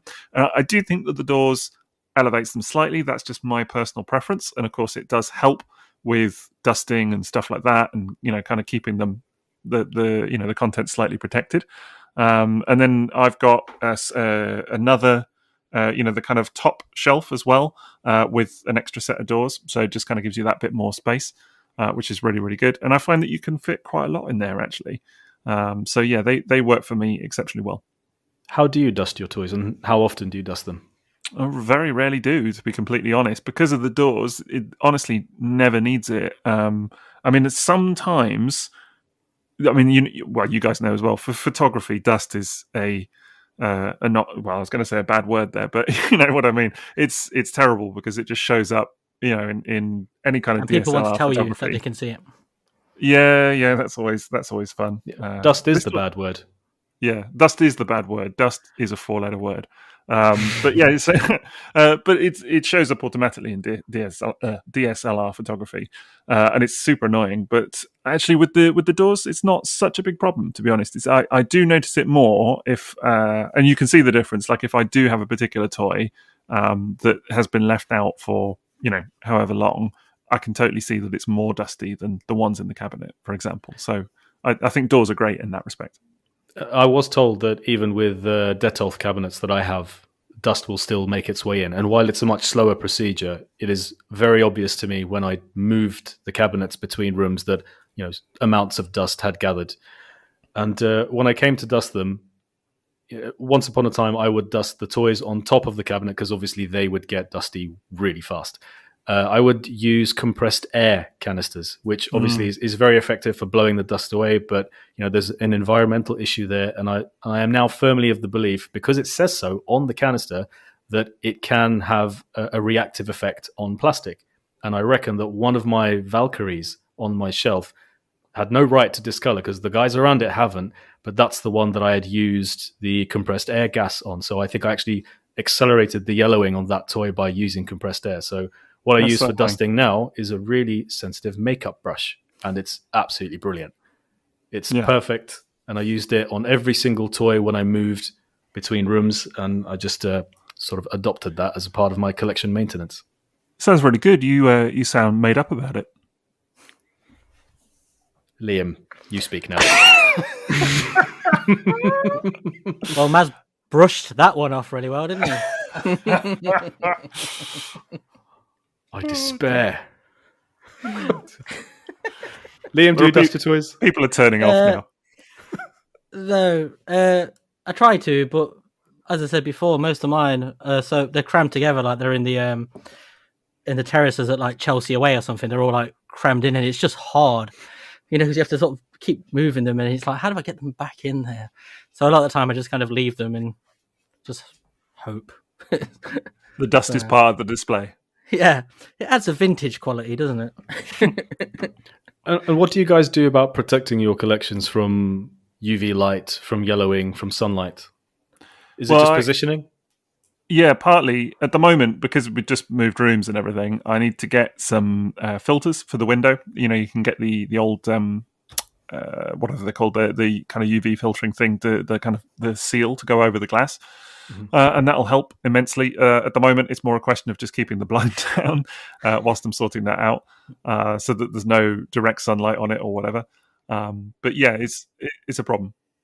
Yeah, so like here, I have the curtains closed all the time, but the real problem is heat, isn't it? Because that also triggers the yellowing. So in here, I've turned off the radiator because we've got so much insulation. The house is actually quite warm, even in the winter once the heat is on. So if I don't have the radiator here, it keeps the room a bit cooler, but I think it's temperature variance. I think it's wild differing temperatures over a period of time that can also have the effect as well. And sometimes there's a worry of toys being stored and shipped, over long distances, over long periods of time, that can trigger it. And it's not something that you'd see immediately either. It's just, it will happen over time. Yeah, because some of the toys I got in some of those halls, they've never been out of a cupboard in 30 years. And they've gone really yellow, like in certain size and stuff. And it's just because they've been in a really warm house. And you see it a lot with vintage, like game consoles and stuff, where you'll find stuff that's never been out of the box, but it's yellowed inside the box because of just of heat. Yeah. It depends where it's stored. I know there's another collector that we know that has had this problem in their living room, and a few of their toys. This is the Optimus Prime collection. A few of their toys have yellowed because it was near to a little heater. I think it was a gas heater or whatever it was, and they swear blind. And it is. You can see that the ones on the end of the shelf nearest to where the heater is are the yellowed ones. And so it's happened over a number of years, whatever, to the point where a couple of them are quite bad, actually, I think. It definitely does affect it. I think keeping them in tubs, actually, as well, someone told me, in plastic tubs accelerates it. Plastic baggies as well for accessories and things like that. Try not to have the toys in contact with plastic when they're being stored or anything like that. It's a tricky one. Yeah, because some people use specialist paper, don't they? There's certain types of paper people wrap stuff in to avoid them touching. I can believe that, and sometimes people only handle their toys with special gloves as well. That's a thing. It's quite extreme. I think that all of this, though, really depresses me because I hate the idea that you can get, like an immaculate collection, not Madonna, I'm not talking about her, but the like an immaculate collection of toys, and have them all lined up really, really nice, and it just yellows. There's nothing. Obviously, there are steps you can take to prevent that and diminish it or whatever, but it's all finite, really. Do you know what I mean? That a lot of this stuff, it doesn't last forever. Yellowing has become like the real downside of the hobby to me, and it's not even where my toys have yellowed. It's where sometimes you're not sure, like the Armada Jetfire. Every time I look at it, because it's slightly off white, and I can never tell if it's yellowed or not. And I don't think it has. When I look at pictures comparing it, it's like, oh no, it looks fine, and like it was when I got it. But it plays tricks on you after a while, doesn't it? You just start noticing slight off white looks a bit, It's hideous. It's hideous looking for toys that may potentially be yellowed as well. But that's a whole other topic. But it kills me, honestly. It's the one thing. If I could eliminate one thing from the hobby, it would be discoloration on toys, for sure. And of course, with you guys doing your photography, and all of us, we use proper photographic lights and environments. It just shows up so savagely under those lights as well. It breaks my heart with toys like Jetfire. It really breaks my heart when I look at my Jetfire yellow, and it's so sad. I had an unused Matsushiro Jetfire boxed a few years ago, and it was the most crystal white thing I owned, and I sold it before it ever had a chance to get yellow in my hands. I just thought, I've enjoyed it for a while, but I actually felt stress at how I was storing it, because I had to keep it stored in darkness. I had it surrounded with small silica gel packs. In fact, I have silica gel packs on every shelf of every part of my display to absorb moisture. Because it's so sad, isn't it, that you kind of have to resort to those, and it puts you through those stresses, and it feels like such a first world problem, but it is a real stress when you look at when you have big collections like this. It is a really real sort of worry, isn't it? Yeah. Plus, if it's something you really love, it's going to break your heart when it goes. Yeah, and so much of this is finding like the perfect version of something you love, isn't it? Like, say, a G1 Jazz, and you get it and it's beautiful and you have that, and then there's this idea that it could just suddenly turn when you've done nothing, absolutely nothing to justify it. Yeah. Well, I try to control it as much as possible. I mean, living in Iceland, virtually every building and home here is heated 100% of the time. We have geothermal heating, so it's a lot cheaper here. And because of the climate, generally, heating is on all the time, everywhere. So at least I know that by keeping the temperature at something, smart, there's no temperature variance. And because the heating is always on, I try to remove the temperature variance issue. And I've got the silica gel packs to remove moisture, and I've got a blackout blind, and the curtains are always closed in here. So I just do whatever I can. And obviously now I don't use a gas cylinder to dust things. And I try not to store things in plastic baggies or Ziploc bags and things like that. But again, that's only so much you can control. This is a chemical reaction at the end of the day. It could be batch related. It could be you don't know what history your toy has had before you owned it with vintage. Maybe it already had started the process before you ever got it into your collection and started protecting it. And it's such a weird thing to, when you talk to other people about it, people who don't collect toys, and you step back a little bit and you go, and they come in your room and you're like, I'm keeping it at a certain temperature, I'm keeping these blackout blinds up, and I'm worried about this yellowing, and they're sort of looking at you like, they're toys. But to us, it's a completely different sort of view on it, isn't it? Very different perspective. Yeah, it's a real killer. As I say, I can't stand it. It does cause stress, for sure. It definitely does. I think some toys are obviously more notorious for it, for yellowing than others. And some toys have surprised me. Do you know what I mean? I think I mentioned in a previous episode that Masterpiece Star Saber, I'm pretty convinced mine has started to turn. And that disappoints me, because it's not one that you would worry about necessarily. No. But there you go. Could be any of them. Will you replace that toy then? I don't know. I don't know, tough one. I'm live with it for now. It's a problem for another day. What about if it was a vintage Star Saber? Would you replace that? That's a good question. Fortunately, my vintage Star Saber is minty white, touch wood, along May it stay. That would be one, if that was to turn, I would be gutted, absolutely gutted, just because of how nice it was and still is, in my care. So, yes, that would be a difficult one. Would I replace it? You'd need to ask me at the time. I don't know. Tough one. I do like having it. I guess the only thing I'm thinking right now is if it did go and it was bad, then the idea of finding another one that's like minty white and then having that go bad as well, that would be... Yeah, that's the thing. Yeah, the chain. Do you perpetuate the chain, or do you just say, this is the one in my collection and that's the way it looks? And that's all there is to it. But then, because we do so much photography, there's that element of, but I want the photography to look a certain way. And you know how it is when you post a photo, people notice the smallest things. And there are definitely, but equally there are toys that when you photograph them, the yellowing shows up more. There are definitely toys that I've not noticed as discolored, but when you get them in front of the lights, which, as you say, show everything up. And Slug Slinger. It's sometimes it's just a slight difference, isn't it? It's just a slight sort of shade of discoloration or whatever, and you're like, oh, okay, cool. So it can be a real surprise sometimes. And sometimes it doesn't show up until you put it next to another one, and then you realise it looks fine to your eyes. True. I mean, equally, there are some toys that maybe discolour and it's fine. And I say that lightly, but, there are definitely toys that, like if they're blue or whatever, and maybe they go like a slight, different shade, they still look fine, and it's not the end of the world. Diaclone Blue Streak is a perfect example of that. 90% of them have discoloured blue plastic where it's gone a slight tinge of green. And, I think some people just believe that's the way the natural colour of the toy is, but it isn't. But so many of them have gone that way. I mean, that's certainly not... I know mine is a little gone that way, but it's just not something I will replace as a result. But you must remember that if it's discoloured, the plastic can be weaker and more brittle and something to be aware of. So even though you don't mind it visually, you've got to think about structurally it's affected. And it's reversible, but only for a certain amount of time, isn't it? It only lasts for so long. Yeah, the reversing, yes. You can reverse it. There are products you can get. But yes, I believe that ultimately it will go back. It's not. This happened to me on my on Countdown on the Rocket. On one side, it had gone a little bit yellow, so I did the trick, and it lasted about a year, and then the yellowing came back. What, in exactly the same spot? Yeah, exactly the same place. So it just I was led to understand that was the case, which is unfortunate. It's a shame, isn't it? Because you often hear that solution, the old peroxide thing, for de-yellowing, but temporary. It's like trying to live forever. You can't reverse aging. You can't live forever. It's a really easy process to actually do because it's not expensive either.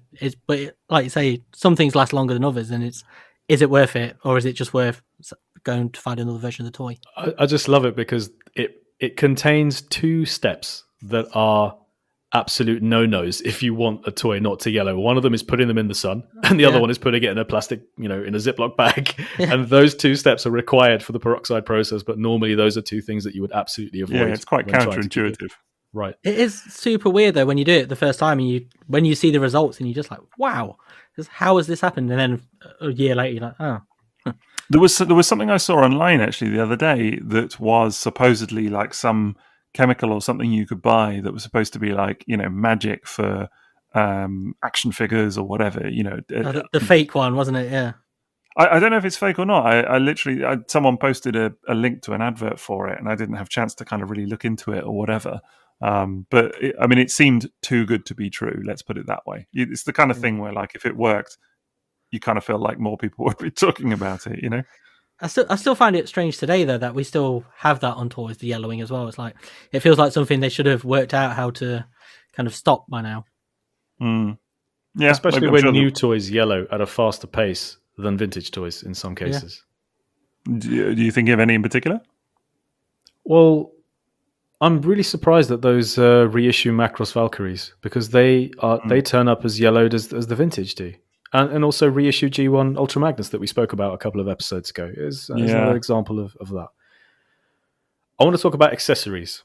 How do you guys display accessories that are not immediately used on the toys when they're in your displays? Or how do you store them, not I really guess display them, I guess? Yeah, I was going to say, I think it's more a question of storing them here. I mean, it's some accessories. I guess it depends what it is. It's a bit like trailers and stuff like that, isn't it? You know, as I say, some stuff like Thunder Clash's trailer for me would go in a display. Is that an accessory or is that part of the toy? I don't really, however you quantify it, but that for me is like display worthy. Most accessories I have in little bags and they go in a drawer. And I find that works quite well for me. I kind of try and organize them by, sort of categories. So like masterpiece stuff, and then I will separate out the bags. So for example, there's a bag of actual official Takara masterpiece stuff, and then in there for some stuff is in one big bag. Like Carbots, for example, I'll just keep a bag of all the guns and things like that. But then if it's like Ironhide and it's got like a bazillion accessories, I'll just have a little bag inside the big one for just his accessories to try and keep it relatively organized. And a lot of that again is photography, because you want to have the stuff, if you want to suddenly do a photo with MP Ironhide and you need access to one of his particular guns, you don't want to be rooting around in boxes and whatever for it for ages. You just want to have a system where you can kind of get to it. So I think it probably depends. It's a very specific thing for me. I know lots of people just keep them in the boxes sometimes, in the actual toy boxes themselves, if they're not that fussed about the accessories. For me, I need a system where I can kind of get to the stuff so that I can then include it in a photo if I want to. So that works for me. Yeah, for me, it depends how intrinsic they are to the toy. So if it's something like a trailer, it's on display with the toy, any kind of accessory like that. But where it's like little extra guns or weapons, like the Titans Return figures came with a lot of random sort of guns that the little figures could sit in and stuff like that. They don't stay on display. They just go in a drawer in little bags. Not quite the nesting Russian doll style bags like Sixo does there. Just little bags chucked in a drawer. That's about it. But I think it's interesting though, because like G1 actually you suddenly realize has relatively few accessories that can't be stored or displayed on the toy itself. Like there's not that many. If I look at the kind of size of piles of accessories, G1 is the smallest by far, because most of it can be equipped on the actual robots in robot mode. Whereas Masterpiece, by comparison, is ridiculous. There's so much stuff. Yeah. And some of it, I think when you get a lot of it, some of those accessories are fun to start with, but then I can understand why equally people roll their eyes a bit sometimes as well, because there is a lot that you might use once and then goes into storage or whatever. So that is definitely... Yeah, I was actually thinking that with the Masterpiece stuff the other day when I was boxing up Masterpiece Hound, and I opened the box and there was a load of stuff and it's like, I forgot it was all in there. I just took out the toy, the gun, the little Spike figure, and that's about it. And the rest of it, you're like, oh yeah, there's all this sort of unnecessary stuff, because you get so many accessories now, don't you, that are good for photography, but not for the most part. It's just another thing to leave in the box, isn't it? Yeah, it's a lot. Yeah, I do like them, definitely. But there are accessories that I've used once, maybe twice, and then never more. And it's that stuff does take up a lot of space as well. So I can understand why people get sometimes a little bit narked about the price being jacked up or whatever, how people kind of feel about it on MP toys for accessories that they're not going to use particularly. And again, we use them for photography. Not everybody's going to do that. So a lot of people, like you say, just will leave them in the box or whatever.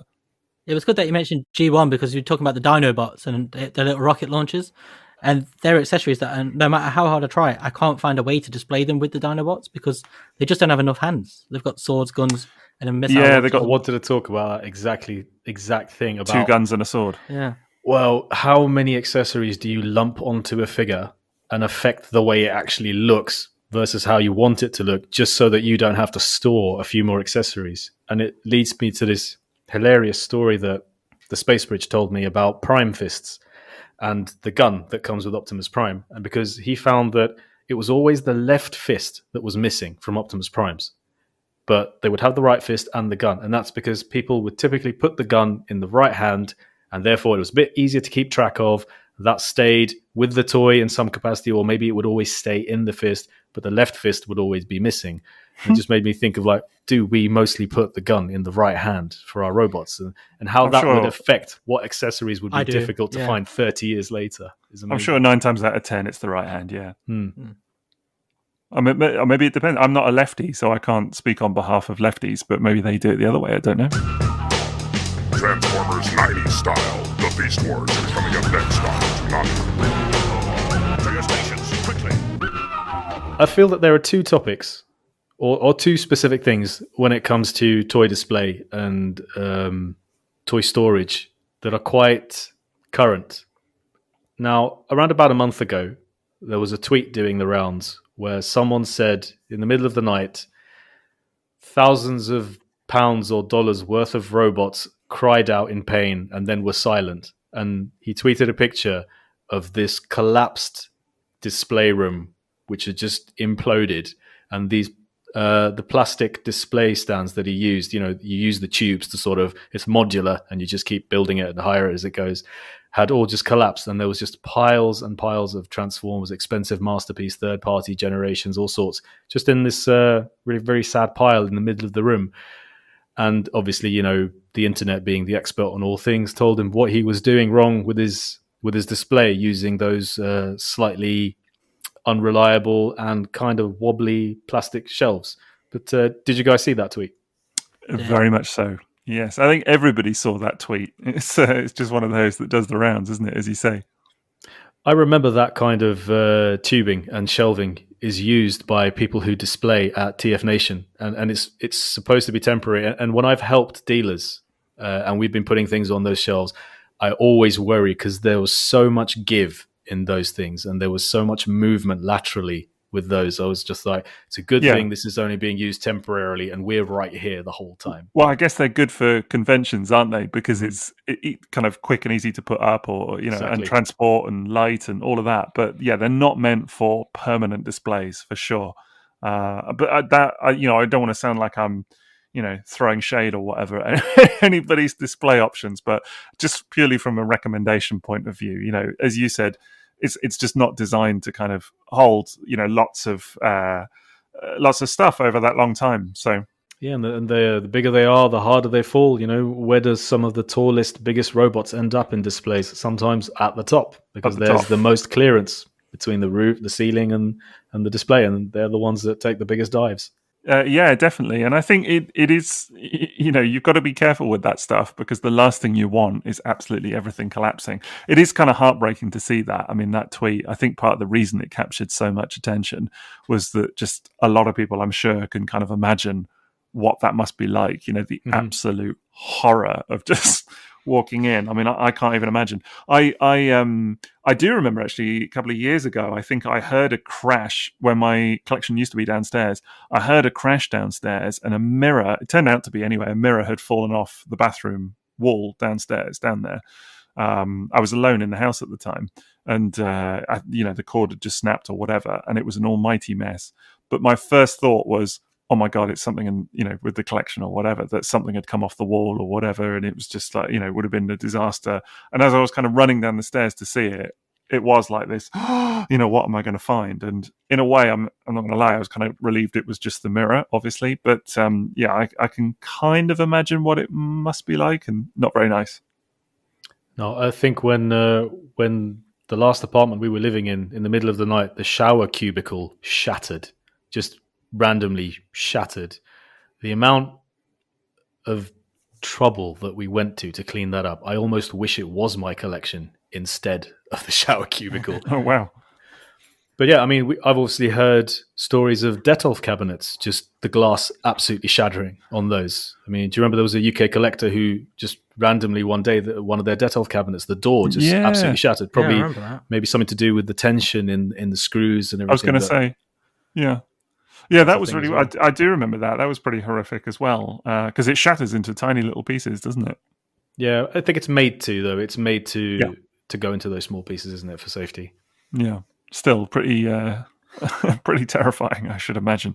I do have a lot of worry about things falling off shelves. Sort of like like the M.A.S.K cars and Jurassic Park stuff because they're quite big for the shelves and they've got really big wheels, so you always have to sort of position them at an angle where they're not going to roll off. But then that takes up more space, so a lot of the time they are facing forward. And I think sometimes when I walk in the room, I'm like, is this room shaking enough for them to all start piling off? Well, yeah, I mean, I had some worries recently with the thousands of earthquakes we were having here. I was always concerned about, and you absolutely have to secure your cabinets to the wall. I mean, it's just a must do. If you have kids as well, it's just or pets even. It's a must do, and I have to get around to that, especially living in a country which is so seismically active. I think the only feel called thing out now. Yeah. Mine aren't. No, neither are mine, and they really should be. Like everything in my daughter's room is secured to a wall, but in my room it's not yet, and I've just got to get those brackets out and do it. And I'm just thinking, well, what if I get a sixth cabinet and everything moves along a little bit more? I'll just have to do it again. But it's something that has to be done. It's one of those to do right at the start, isn't it? When you put the cabinets in, otherwise you forget about it and whatever else. But it's definitely a must do for sure. Because it's just a big risk otherwise, particularly if you've got loads of earthquakes. Mm-hmm. And the other thing that we absolutely must mention when it comes to displays, and we kind of mentioned it at the start of the episode, is the new Haslab Unicron. Do you guys have any idea how you're going to display yours? Liam, you're not getting one, are you? No, he's too big. Well, I decided for that reason as well. It's too big. For me, it was too expensive. And I must admit to a degree of envy now looking at the pictures of people's Unicrons arriving. But Sixo, how are you going to display yours? Absolutely no idea. Got to be frank about it. And, I'm sure there are people that hear that and they're like, that's madness, to kind of, I suppose, invite this thing into your house and not know what you're going to do with it. But hey-ho, I figure I'll work it out. I guess for me, it was just, it's one of those once-in-a-lifetime things, that just won't come around again in a hurry. I mean, I'm sure eventually there'll be something bigger, something better, whatever. But it's Unicron, it's just so legendary, really, in this fandom. And for me, I just couldn't imagine not getting the chance to kind of have a go with it and just to see what it's all about. And will it be with me forever? I honestly don't know. I mean, I suppose the reality is that, if anybody does decide that they do want to move it on, it's got good resale value already. We're kind of seeing that. So it's already tripled in price, hasn't it? Yeah, it's mad. It's mad. And, I think a lot of people assumed that there was going to be another, like a wider retail release. And that's kind of looking like maybe that won't happen now. Although they kind of alluded to it in the video, didn't they? And kind of said, well, we really feel like the initial release, at least, that they wouldn't do that again because they wanted to keep it special for the people that funded it, crowdfunded it, whatever. For the backers, absolutely, that backed it. Whether they'll do it in another deco or something, I don't know, maybe. But for me, I am nervous about the whole kind of space thing, but I'm also not, because I'm thinking it's just going to be fun to kind of experience it. So I kind of have a vague sort of place in mind for it, but I would like to see it in planet mode and see how that kind of works, and if it'll look good there. So we'll have to see how it goes. See, for me, I think I'm more envious of the space people have to have it than having the toy itself, because like even with the Titan class figures, they don't fit on my shelf. So at the minute, they're all just covering the floor. And like some of my favorite toys are like Boulder Hill and the Starcom command base. But I know I said earlier, none of the toys in storage are toys I like, but like I'm like the brown Pinocchio right now, because it turns out that like Boulder Hill and stuff like that are all in storage because they are just too big to have on display anywhere. And there's no way to do it. So I'm always envious of how people find room for toys like that. Yeah, it's a real thing, actually. It's a real problem. This is something I really struggle with. And again, things like third-party combiners are the worst for it as well. Yeah. I mean, once you get into that 3PMP world, and you want to have a Devastator, a Bruticus, a Superion, they just take up so much space. I know we kind of talked about Fans Toys Fortress Maximus. Well, that is, that's a good point.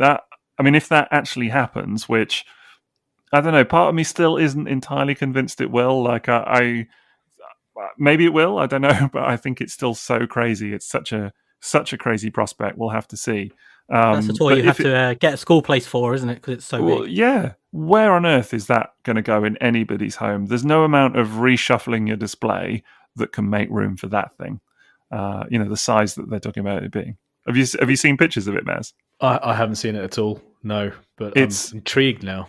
so well. You've got to, you'll have to look it up after this. And if people are listening to this going, "What Fans Toys Fortress Maximus?" Just look it up, honestly, because it's ridiculous. It's so big. I mean, there's a picture of it next to.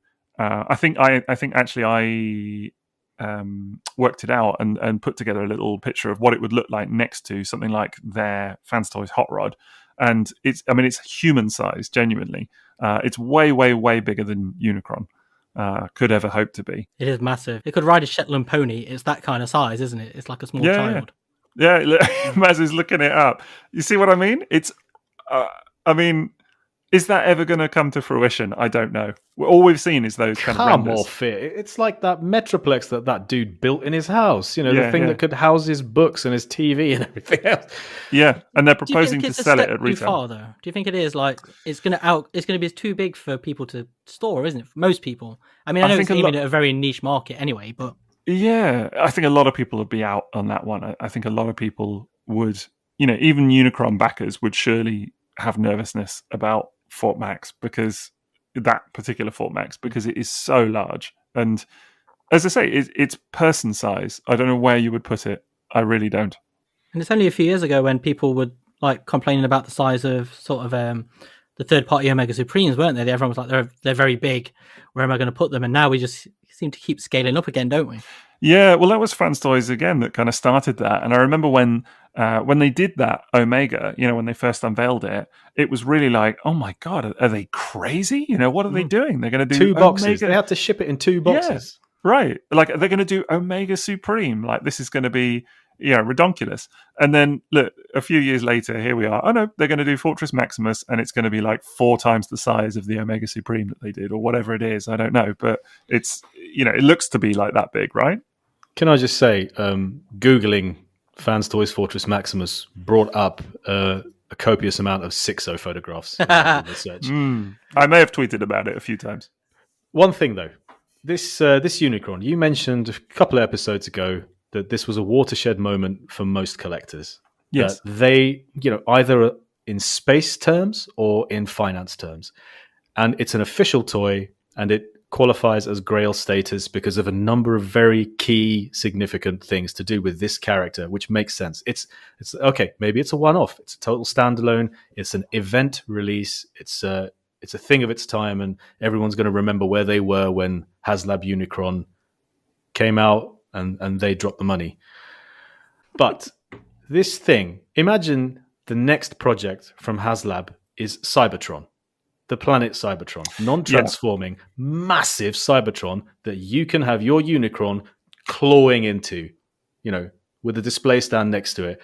That is a supremely iconic scene from the beloved Transformers movie. Who's going to be able to resist that? Based on the fact that they've opened the floodgates now.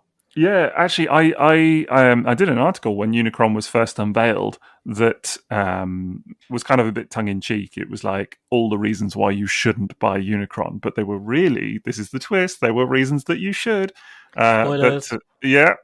Cheeky me. But one of them was talking about, what happens if they then go on to do a Primus, or a Cybertron or whatever. What are you going to do? Because at that point, you're kind of in for a penny, in for a pound in a certain respect, aren't you? As you say, just imagine like you get Unicron, it's all good, you've just made the room for it, all of that. And then they do a Cybertron or a Primus and you think, okay, that's too much for me now. And then actually seeing people in hand with this thing, posting their pictures and whatever else, it would be a bit crushing, certainly. Especially as if they do a Cybertron and it doesn't transform, and it doesn't need that level of engineering, it could conceivably be much more affordable than Unicron, that's but true. Much more sizable. So you'd have the space concern and the display concern. It'd be like, well, it's like an accessory, really, isn't it? Mm. Yeah, it would have to be pretty big, pretty big. I don't think they will. I think that would be... Maybe they'll do just like a hemisphere. Just a part of it, just so you can recreate the claw scene, but not the whole planet. That would be cool. I think when you do this and, you do reviewing and all of that, you're kind of, in some ways, you're already knee deep into this stuff, but there are people I'm sure, that maybe they've only got, a very small collection already, and then this opportunity presents itself to own Unicron, and whether they loved Transformers as a kid in the 80s or since then or whatever, it doesn't matter. But the point is that for a lot of people, it might be okay, how deep into this do I want to get now? If I've got, like, my collection, for example, is like a handful of War for Cybertron figures, and now they've announced Unicron. Ooh, like, where do I sit on that? And it could be a real gateway drug for a lot of people into, kind of more serious collecting, I think. So, I'm sure there will be people that probably this might be the start of their display in some ways. Do we think that it's actually going to end up being one of those that lives in storage more than... I mean, people are going to keep the box, obviously. Maybe some people will get rid of it, but then if there's a moment in your life where you can't display this thing anymore, where's it going to go? Maybe. I think the box is an interesting one by itself, because actually the box is huge. I mean, it's like the size of a dishwasher box. And where do you store that? So it's one thing storing the toy, but then if you've got the toy and the box, that's a consideration. And that's not the kind of box you're going to bin, is it, either? You can't flatten it. Well, you can flatten the outer box, but then you've got the styro, right? Yeah, exactly. So, that's a whole thing. In some ways, I'm, and I know I'm not the only one, I'm sort of almost more nervous about the box, because I'm like, it's going to take up a lot of room in the old garage, So, yeah, it's a ridiculous hobby, really, isn't it? And this is just the pinnacle of all of it. Let's be fair. Hey, don't flip out. Transformers Generation 2 will be right back. Okay, I want to do one quick fire question to finish up the episode. I want to ask you, if there's one thing you could change about your collection display, what would it be? I think, to be honest, it would just be to get shelving units that have got sort of, covers on the front, because I am quite tired of the amount of dust they pick up, and like, even though I don't dust them that often, it's such a chore when I have to. Anything that would make that a lot easier. I think that'd be my primary consideration, rather than it just being on a display sort of to look great, because I'm mostly the only person who comes in here. So for me, it's mostly just save myself a lot of work. And again, getting bigger shelves to get more stuff in as it's spreading out. Yeah, I think that would probably be it for me, to be fair. Is maybe just to have a bit more room to have everything to breathe, just a little bit, instead of sort of feeling like it is slightly kind of like hemmed in. So yeah, that's probably it for me. But I'm sure you could ask a lot of people. I'm sure they'd say the same. More room. Ultimately, it's a struggle for all collectors, isn't it? But I do think there's an element of your space is almost never enough. So whether you have 10 toys or you have 100. You're always kind of grappling with the space element to some extent, because you keep kind of evolving the space that you have in your house for this stuff. I mean, I remember back when I had a very small collection, and genuinely would fit onto like one shelf, and still I don't think at the time I was like, oh, there's not enough room for this. I'll have to clear some books away, kind of make a bit more room every time like a new one would turn up. So it's just. There's never enough space, but it kind of keeps growing, if that makes sense. It's a weird kind of dichotomy. I can't really explain it. There is a sense of the space you have does sort of dictate how your collection sort of builds, doesn't it? And how it develops to some extent. Because I've noticed lately I've started going backwards with stuff. I've started selling stuff to try and fit more of it on the shelves, rather than it all being all over the floor, and just to try and breathe a bit more in the room. Yeah. I think if there's one thing I would change, other than more space, and maybe instead of... Say that again? Shock absorbers for all your little earthquakes. Wow. Right, suspension. I think other than having maybe another Dettol 4.2, was maybe to go with one large glass cabinet. I really love how they look. People who display them in much wider glass cabinets. But also I think I would be even stricter with the things that I'd bought, because I own things now that I can't bring myself to sell, and I display them as well as I can. But I feel like if I had made slightly stricter decisions about what I'd buy, I'd have less issue with space and display now.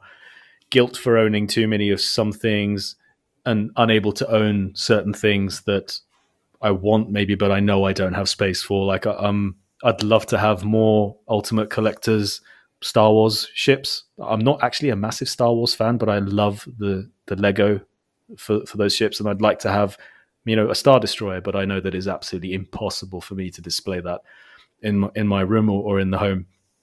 And actually, you know what, Sixo, you were just saying about when you had one shelf. I still have a photo of when my entire collection in late 2003 was a reissue Tiger Track and a reissue White Astro Train. That was my entire collection. And I had them displayed on the same shelf with their collector's card, and it just felt amazing. I loved how that looked. It was so clean and so much the focus. There is something about a small display, a kind of focused but very kind of small display. It does look good. And I think one other thing I would change is I would find a way of displaying my childhood Transformers, because I have them all. The only one that lives in my display now is Target Master Scourge. And that's actually just the Fracas. The Target Master Scourge? You've not mentioned him at all. Oh, this is the first time we're hearing of this. Yeah. But do you have the boxes as well, maybe? Yeah. One box, no bubble. But have we talked about Pink Hot Rod this week? We haven't, but we should. Yeah. I'd find a way of displaying a Pink Hot Rod. I would. I'd make display space for that. It would need a shelf of its own, I think. Yeah. I'd like a bisque shelf as well. Of course you would. Here's a question, Maz. If you could get a Pink Hot Rod, would you buy a second one to do it up with the stickers like we saw on the advert? Oh, yeah, the UK advert with... What did it have? It had Starscream, Skywarp, and Trax stickers on it, didn't it? Yeah. Well, I never thought of it. Now you've put the idea in my head. I'm pretty sure I'm not going to be able to rest until I've done something precisely like that, even with a standard G1 Hot Rod. it was the more I watched the advert last night, I was like, I talked myself into it. I was like, man, now I really want one that looks like this. That's it. With the Trax flame on the front. You know, my situation with stickers and G1 toys, it's just absolutely going to have to be a thing now. But can we, just before we go, childhood Transformers, do you still have any of your childhood Transformers? Either of you? I've got some. Yeah, still got Lightspeed and Lightspeed. Is it Lightspeed? The Motivator, the red one. Yeah, with the missing tires and the missing roof. Yeah, missing roof. He's destroyed. And also the yellow drill tank guy that was the rescue. Is it Rescue Force? Oh, yeah. Yeah, he doesn't have a name. No. Do either of you display any of those toys? No, I have. Well, I've sold actually a lot of mine, to be fair. But the one I do have is vintage Optimus Prime in box, but it wasn't quite childhood. It was a little bit after that. So I don't know if I would class that necessarily. I suppose I think of it as childhood because it's not from adulthood, if that makes sense. But it's not strictly from childhood either. Yeah, no, both of mine are so knackered. They're just in a drawer. The oldest one I've got is the vintage Optimus Prime, which I've had since the 90s, and that's on display because that's just pretty. I still have all of my childhood Transformers, the ones that weren't lost at the time or destroyed at the time. And I just think that association with childhood and the way they were played with and have always been stored, I wonder if anyone actually does display their childhood Transformers, because there's a lot of sentiment I attach to mine, and yet they're bubble wrapped, but they're in a tub and away and not on display. And I've never even considered bringing them here to Iceland to put them on display. But thinking about it, I'd actually really love to have a display dedicated to my childhood Transformers, because those I will, cold dead hands is what we're talking about, parting with those.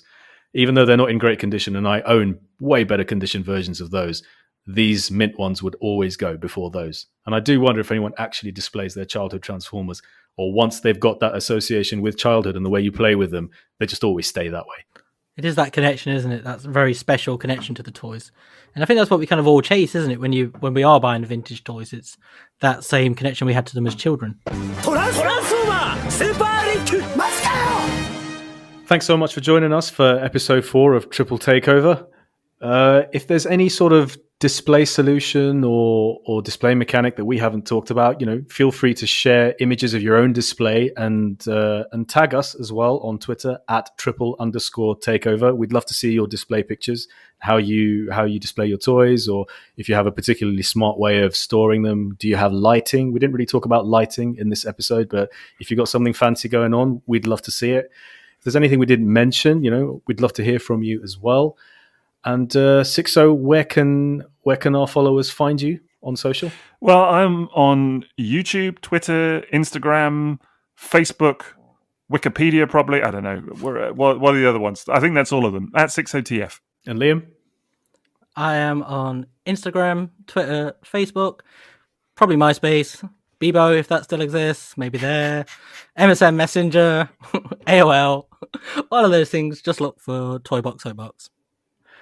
And you can find me at TFsquareone on Facebook, Instagram, and Twitter. And speaking of social media, thank you to everyone who's followed us, continues to support us and share our content. So many kind words, especially from other established podcasters as well in the community. It's been that's been great. Positively overwhelming to hear all your kind words, and even, you know, we've had people who we admire quite a lot who've mentioned the podcast, and that's just been amazing. So thank you so much for that. And obviously we'd love to continue hearing from you. Thanks once again for joining us. See you next time.